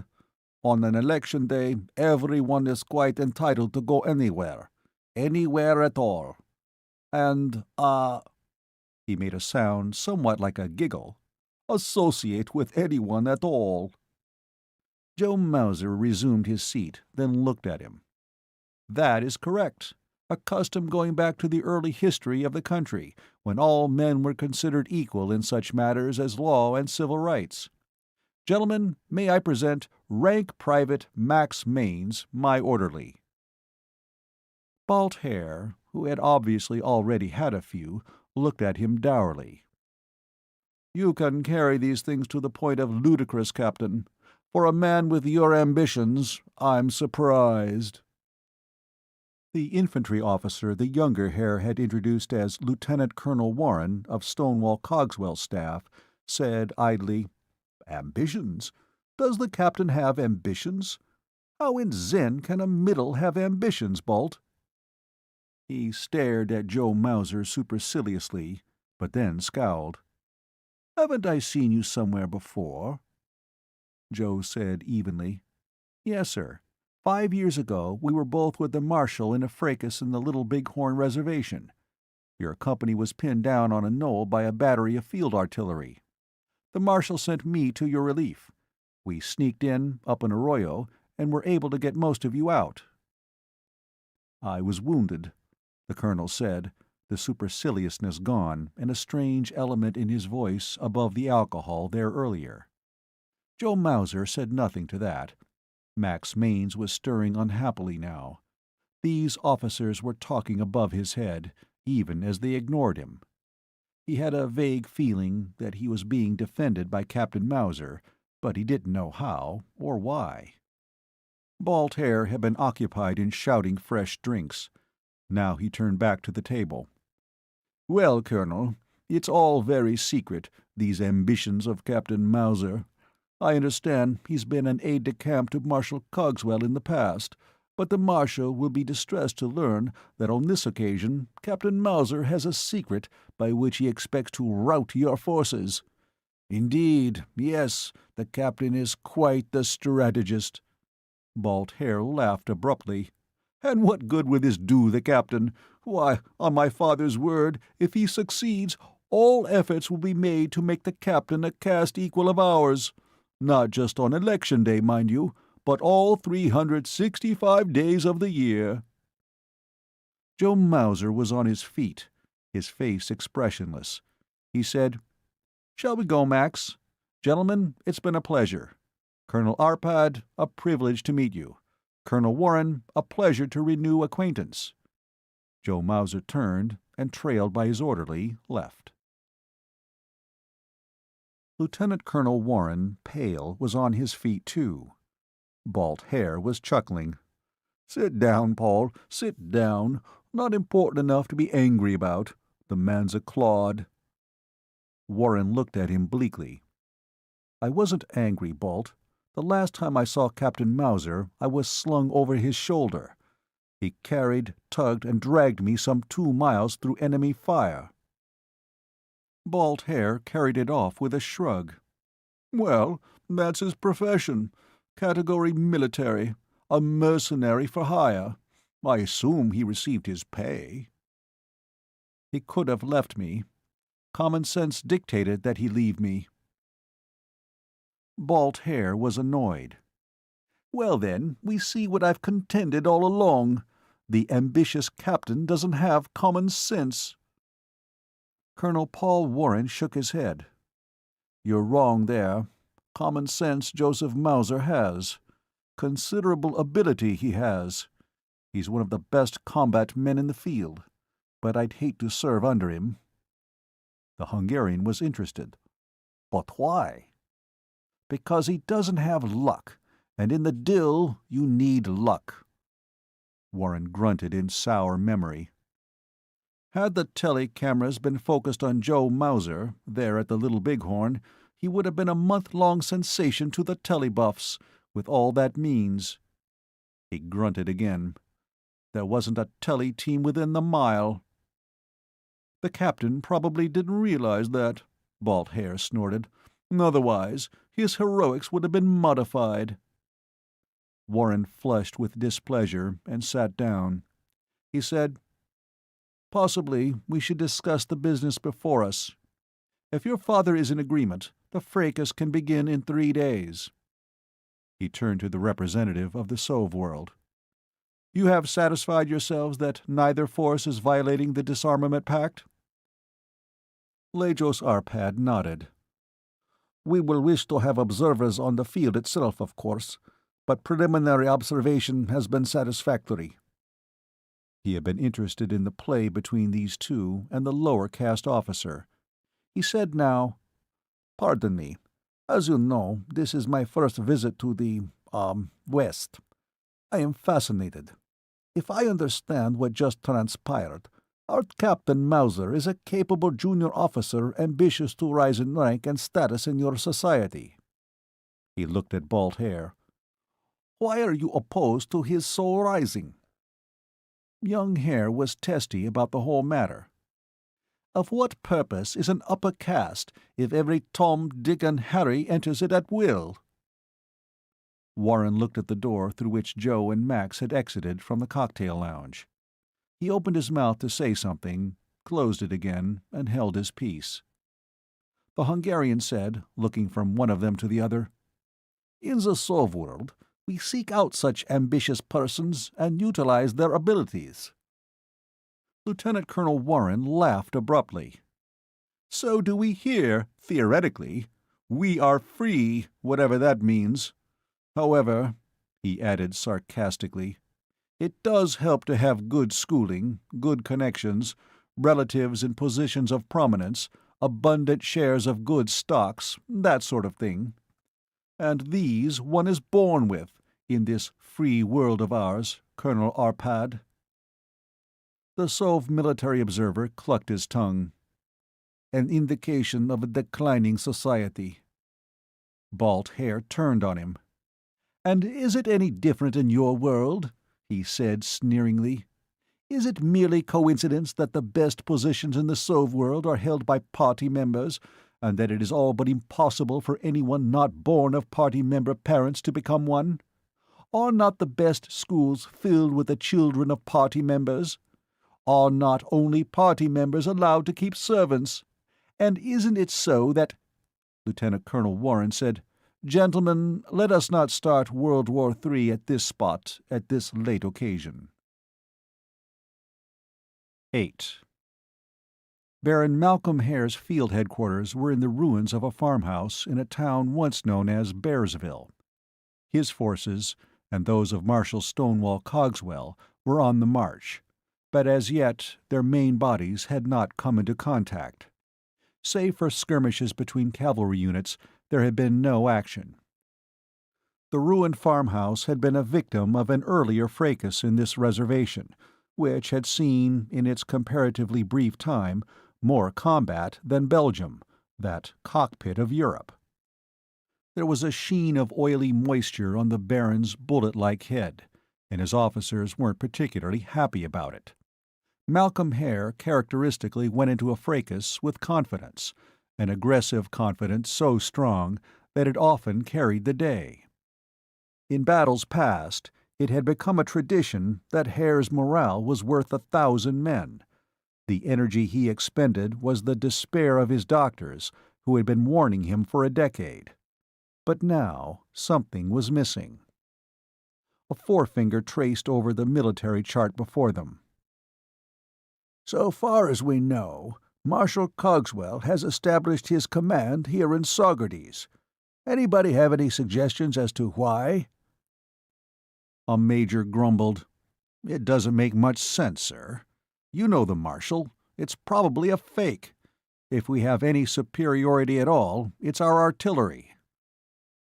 And the old fox wouldn't want to join the issue on the plains, down near the river," a colonel added. "It's his game to keep up into the mountains, with his cavalry and light infantry. He's got Jack Alschuler's cavalry, most experienced veterans in the field." "I know who he's got," Hare growled in irritation. "Stop reminding me. Where the devil is Balt?" "Coming up, sir," Balt Hare said. He had entered only moments ago, a sheaf of signals in his hand. "Why didn't they make that date 1910 instead of 1900? With radio, we could speed up communications." His father interrupted testily. "Better still, why not make it 1945? Then we could speed up to the point where we could polish ourselves off. What have you got?" Balt Hare said, his face in sulk, "Some of my lads based in West Hurley report concentrations of Cogswell's infantry and artillery near Ashokan Reservoir." "Nonsense," somebody snapped. "We'd have him." The younger Hare slapped his swagger stick against his bare leg and kilt. "Possibly it's a feint," he admitted. "How much were they able to observe?" his father demanded. "Not much. They were driven off by a superior squadron. The hovercraft forces are screening everything they do with heavy cavalry units. I told you we needed more—" "I don't need your advice at this point," his father snapped. The older Hare went back to the map, scowling still. "I don't see what he expects to do, working out of Saugerties." A voice behind them said, "Sir, may I have your permission?" Half of the assembled officers turned to look at the newcomer. Balt Hare snapped, "Captain Mauser, why aren't you with your lads?" "Turn them over to my second-in-command, sir," Joe Mauser said. He was standing to attention, looking at Baron Hare. The Baron glowered at him. "What is the meaning of this cavalier intrusion, Captain? Certainly you must have your orders. Are you under the illusion that you are part of my staff?" "No, sir," Joe Mauser clipped. "I came to report that I am ready to put into execution—" "The great plan!" Balt Hare ejaculated. He laughed brittly. "The second day of the fracas, and nobody really knows where old Cogswell is, or what he plans to do, and here comes the captain with his secret plan." Joe looked at him. He said evenly, "Yes, sir." The Baron's face had gone dark, as much in anger at his son as with the upstart cavalry captain. He began to growl ominously. "Captain Mauser, rejoin your command and obey your orders." Joe Mauser's facial expression indicated that he had expected this. He kept his voice level, however, even under the chuckling scorn of his immediate superior, Balt Hare. He said, "Sir, I will be able to tell you where Marshal Cogswell is and every troop at his command." For a moment there was silence, all but a stunned silence. Then the major, who had suggested the Saugerties Field Command Headquarters were a fake, blurted a curt laugh. "There's no time for levity, Captain," Balt Hare clipped. "Get to your command." A colonel said, "Just a moment, sir. I fought with Joe Mauser before. He's a good man." "Not that good," someone else huffed. "Does he claim to be clairvoyant?" Joe Mauser said flatly, "Have a semaphore man posted here this afternoon. I'll be back at that time." He spun on his heel and left them. Balt Hare rushed to the door after him, shouting, "Captain, that's an order! Return!" But the other was obviously gone. Enraged, the younger Hare began to shrill commands to a non-com in the way of organizing a pursuit. His father called wearily, "That's enough, Balt. Mauser has evidently taken leave of his senses. We made the initial mistake of encouraging this idea he had, or thought he had." "We?" his son snapped in return. "I had nothing to do with it." All right. Let's tighten up here. Now, what other information have your scouts come up with?" 9. At the Kingston airport, Joe Mauser rejoined Max Mainz, his face drawn now. "Everything go all right?" the little man said anxiously. "I don't know," Joe said. "I still couldn't tell them the story. Old Cogswell is as quick as a coyote. We pull this little caper today, and he'll be ready to meet it tomorrow." He looked at the two-place sailplane which sat on the tarmac. "Everything all set?" "Far as I know," Max said. He looked at the motorless aircraft. "You sure you been checked out on these things, Captain?" "Yes," Joe said. "I bought this particular soaring glider more than a year ago, and I've put almost 1,000 hours in it. Now, where's the pilot of that light plane?"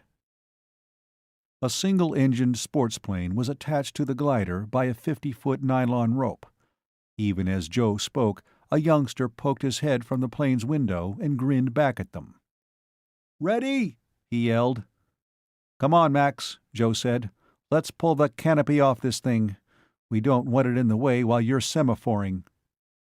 A figure was approaching them from the administration building. A uniformed man, and somehow familiar. "A moment, Captain Mauser." Joe placed him now. The Sov-World representative he'd met at Balt Haer's table in the upper bar a couple of days ago. What was his name? Colonel Arpad. Lajos Arpad. The Hungarian approached and looked at the sailplane in interest. "As a representative of my government, a military attaché checking upon possible violations of the Universal Disarmament Pact, may I request what you are about to do, Captain?" Joe Mauser looked at him emptily. "How did you know I was here and what I was doing?" The Sov colonel smiled gently. "It was by suggestion of Marshal Cogswell. He is a great man for detail. It disturbed him that what did he call it? An old pro like yourself should join with vacuum tube transport rather than continental hovercraft. He didn't think it made sense and suggested that possibly you had in mind some scheme that would utilize weapons of a post-1900 period in your efforts to bring success to Baron Haer's forces. So I have investigated, Captain Mauser." "And the Marshal knows about this sailplane?" Joe Mauser's face was blank. "I didn't say that. So far as I know, he doesn't." "Then, Colonel Arpad, with your permission, I'll be taking off." The Hungarian said, "With what end in mind, Captain?" "Using this glider as a reconnaissance aircraft." "Captain, I warn you. Aircraft were not in use in warfare until—" But Joe Mauser cut him off, equally briskly. "Aircraft were first used in combat by Pancho Villa's forces a few years previous to World War I. They were also used in the Balkan Wars of about the same period. But those were powered craft. This is a glider, invented and in use before the year 1900, and hence open to utilization." The Hungarian clipped, "But the Wright brothers didn't fly even gliders until—" Joe looked him full in the face. "But you of the Sov-World do not admit that the Wrights were the first to fly, do you?" The Hungarian closed his mouth abruptly. Joe said evenly, "But even if Ivan Ivanovich, or whatever you claim his name was, didn't invent flight of heavier-than-air craft, the glider was flown variously before 1900, including Otto Lilienthal in the 1890s, and was designed as far back as Leonardo da Vinci." The Sov-World colonel stared at him for a long moment, then gave an inane giggle. He stepped back and flicked Joe Mauser a salute. "Very well, Captain. As a matter of routine, I shall report this use of an aircraft for reconnaissance purposes, and undoubtedly a commission will meet to investigate the propriety of the departure. Meanwhile, good luck." Joe returned the salute and swung a leg over the cockpit side. Max was already in the front seat, his semaphore flags, maps, and binoculars on his lap. He had been staring in dismay at the Sov officer, now was relieved that Joe had evidently pulled it off. Joe waved to the plane ahead. Two mechanics had come up to steady the wings for the initial 10 or 15 feet of the motorless craft's passage over the ground behind the towing craft. Joe said to Max, "Did you explain to the pilot that under no circumstances was he to pass over the line of the military reservation, that we'd cut before we reached that point?" "Yes, sir," Max said nervously. He'd flown before, on the commercial lines, but he'd never been in a glider. They began lurching across the field slowly, then gathered speed. And as the sailplane took speed, it took grace. After it had been pulled 100 feet or so, Joe eased back the stick, and it slipped gently into the air, 4 or 5 feet off the ground. The towing airplane was still taxiing, but with its tow airborne, it picked up speed quickly. Another 200 feet, and it too was in the air and beginning to climb. The glider behind it held to a speed of 60 miles or so. At 10,000 feet, the plane leveled off, and the pilot's head swiveled to look back at them. Joe Mauser waved to him and dropped the release lever, which ejected the nylon rope from the glider's nose. The plane dove away, trailing the rope behind it. Joe knew that the plane pilot would later drop it over the airport, where it could easily be retrieved. In the direction of Mount Overlook, he could see cumulus clouds and the dark turbulence which meant strong updraft. He headed in that direction. Except for the whistling of wind, there is complete silence in a soaring glider. Max Mainz began to call back to his superior, who was taken aback by the volume, and dropped his voice. He said, "Look, Captain, what keeps it up?" Joe grinned. He liked the buoyance of glider flying, the nearest approach of man to the bird, and thus far everything was going well. He told Max, "An airplane plows through the air currents. A glider rides on top of them." "Yeah, but suppose the current is going down?" "Then we avoid it. This sailplane only has a gliding angle ratio of 1 to 25, but it's a workhorse with a payload of some 400 pounds. A really high-performance glider can have a ratio of as much as 1 to 40. Joe had found a strong updraft where a wind ran up the side of a mountain. He banked, went into a circling turn. The gauge indicated they were climbing at a rate of 8 meters per second, nearly 1,500 feet a minute. Max hadn't got the rundown on the theory of the glider. That was obvious in his expression. Joe Mauser, even while searching the ground below keenly, went into it further. "A wind up against a mountain will give an updraft. Storm clouds will, even a newly plowed field in a bright sun. So you go from one of these to the next." "Yeah, great, but when you're between," Max protested. "Then, when you have a 1 to 25 ratio, you go 25 feet forward for each one you drop. If you started a mile high, you could go 25 miles before you touched ground." He cut himself off quickly. "Look, what's that down there? Get your glasses on it." Max caught his excitement. His binoculars were tight to his eyes. "Soldiers, cavalry. They sure ain't ours. They must be hovercraft lads. And look, field artillery." Joe Mauser was piloting with his left hand, his right smoothing out a chart on his lap. He growled, "What are they doing there? That's at least a full brigade of cavalry. Here, let me have those glasses." While his knees gripped the stick, he went into a slow circle, as he stared down at the column of men. "Jack Alschuler," he whistled in surprise. "The Marshal's crack heavy cavalry, and several batteries of artillery." He swung the glasses in a wider scope, and the whistle turned into a hiss of comprehension. "They're doing a complete circle of the reservation. They're going to hit the Baron from the direction of Phoenicia." 10. Marshal Stonewall Cogswell directed his old-fashioned telescope in the direction his chief of staff indicated. "What is it?" he grunted. "It's an airplane, sir." "Over a military reservation with a fracas in progress?" "Yes, sir." The other put his glasses back on the circling object. Then what is it, sir? Certainly not a free balloon. Balloons, the Marshal snorted, as though to himself. Legal to use. The Union forces had them toward the end of the Civil War, but practically useless in a fracas of movement. They were standing before the former resort hotel which housed the Marshal's headquarters.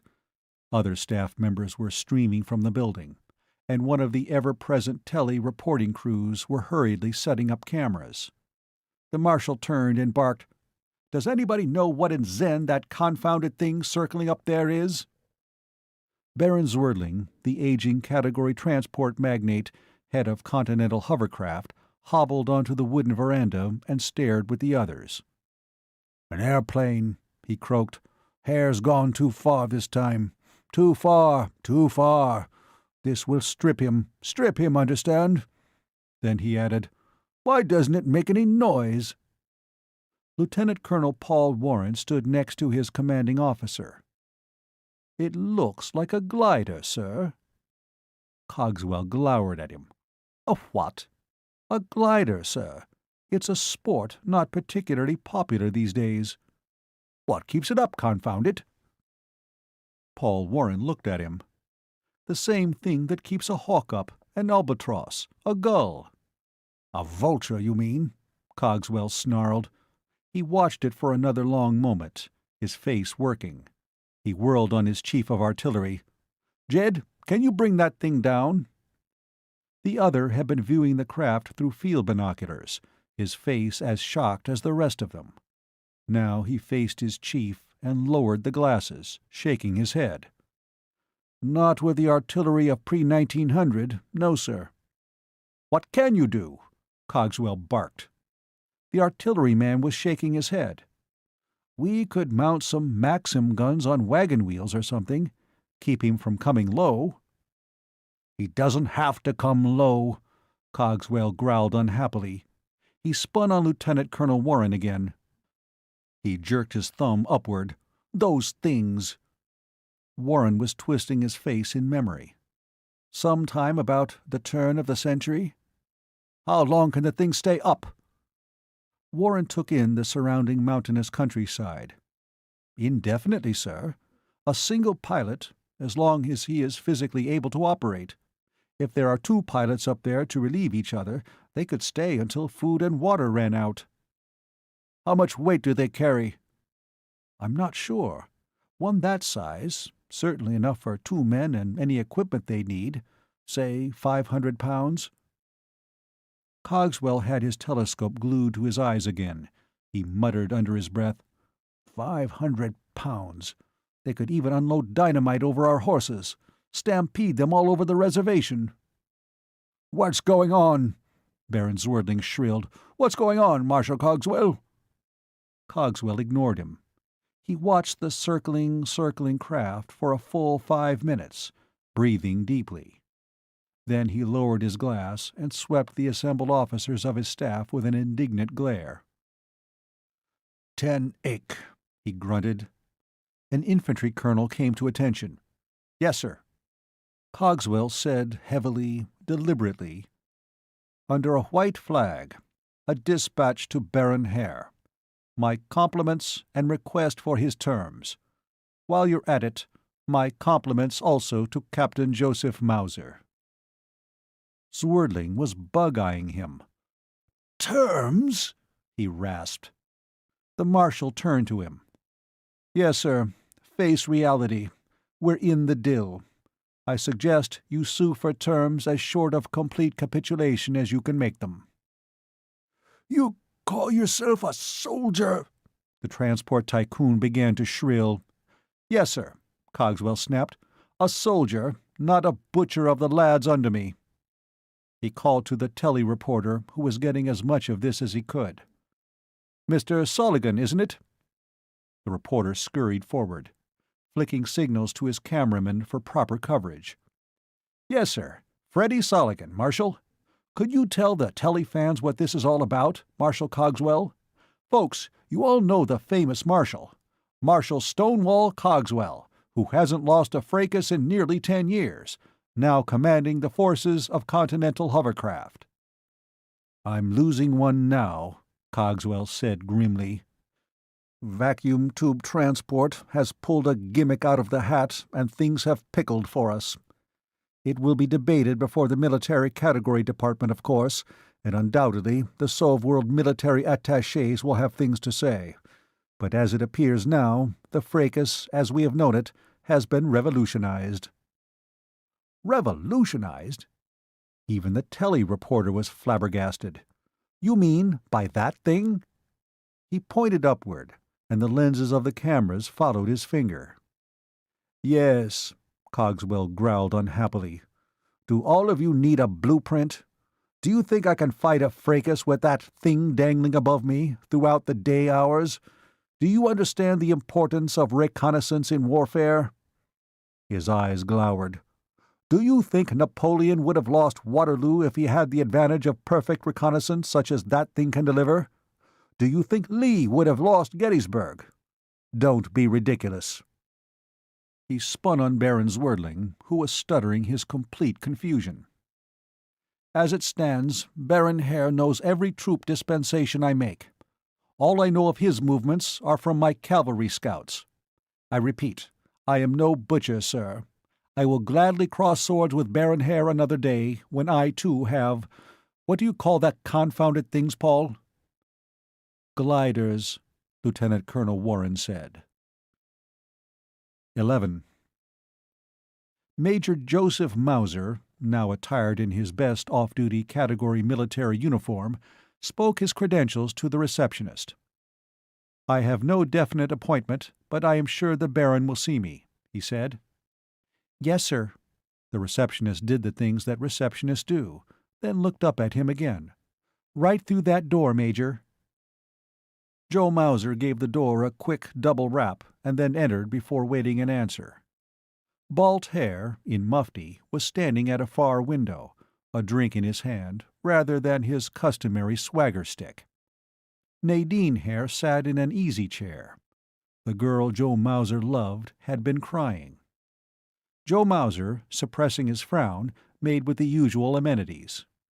Balt Hare, without answering them, finished his drink in a gulp and stared at the newcomer. The old stare, the aloof stare, an aristocrat looking at an underling as though wondering what made the fellow tick. He said, finally, "I see you have been raised to rank major." "Yes, sir," Joe said. "We are obviously occupied, Major. What can either my sister or I possibly do for you?" Joe kept his voice even. He said, "I wanted to see the Baron." Nadine Hare looked up, a twinge of pain crossing her face. "Indeed," Balt Hare said flatly. "You are talking to the Baron, Major Mauser." Joe Mauser looked at him, then at his sister, who had taken to her handkerchief again. Consternation ebbed up and over him in a flood. He wanted to say something such as, "Oh, no," but not even that could he utter. Hare was bitter. "I assume I know why you are here, Major. You have come for your pound of flesh, undoubtedly, even in these hours of our grief." I didn't know. Please believe, you are so constituted that your ambition has no decency. Well, Major Mauser, I can only say that your arrangement was with my father. Even if I thought it a reasonable one, I doubt if I would sponsor your ambitions myself." Nadine Hare looked up wearily. "Oh, Balt, come off it," she said. "The fact is, the Hare fortunes contracted a debt to you, Major.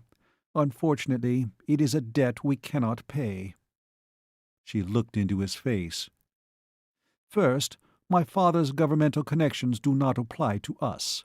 Second, 6 months ago, my father, worried about his health and attempting to avoid certain death taxes, transferred the family stocks into Balt's name. And Balt saw fit, immediately before the fracas, to sell all vacuum tube transport stocks and invest in hovercraft." "That's enough, Nadine," her brother snapped testily. "I see," Joe said. He came to attention.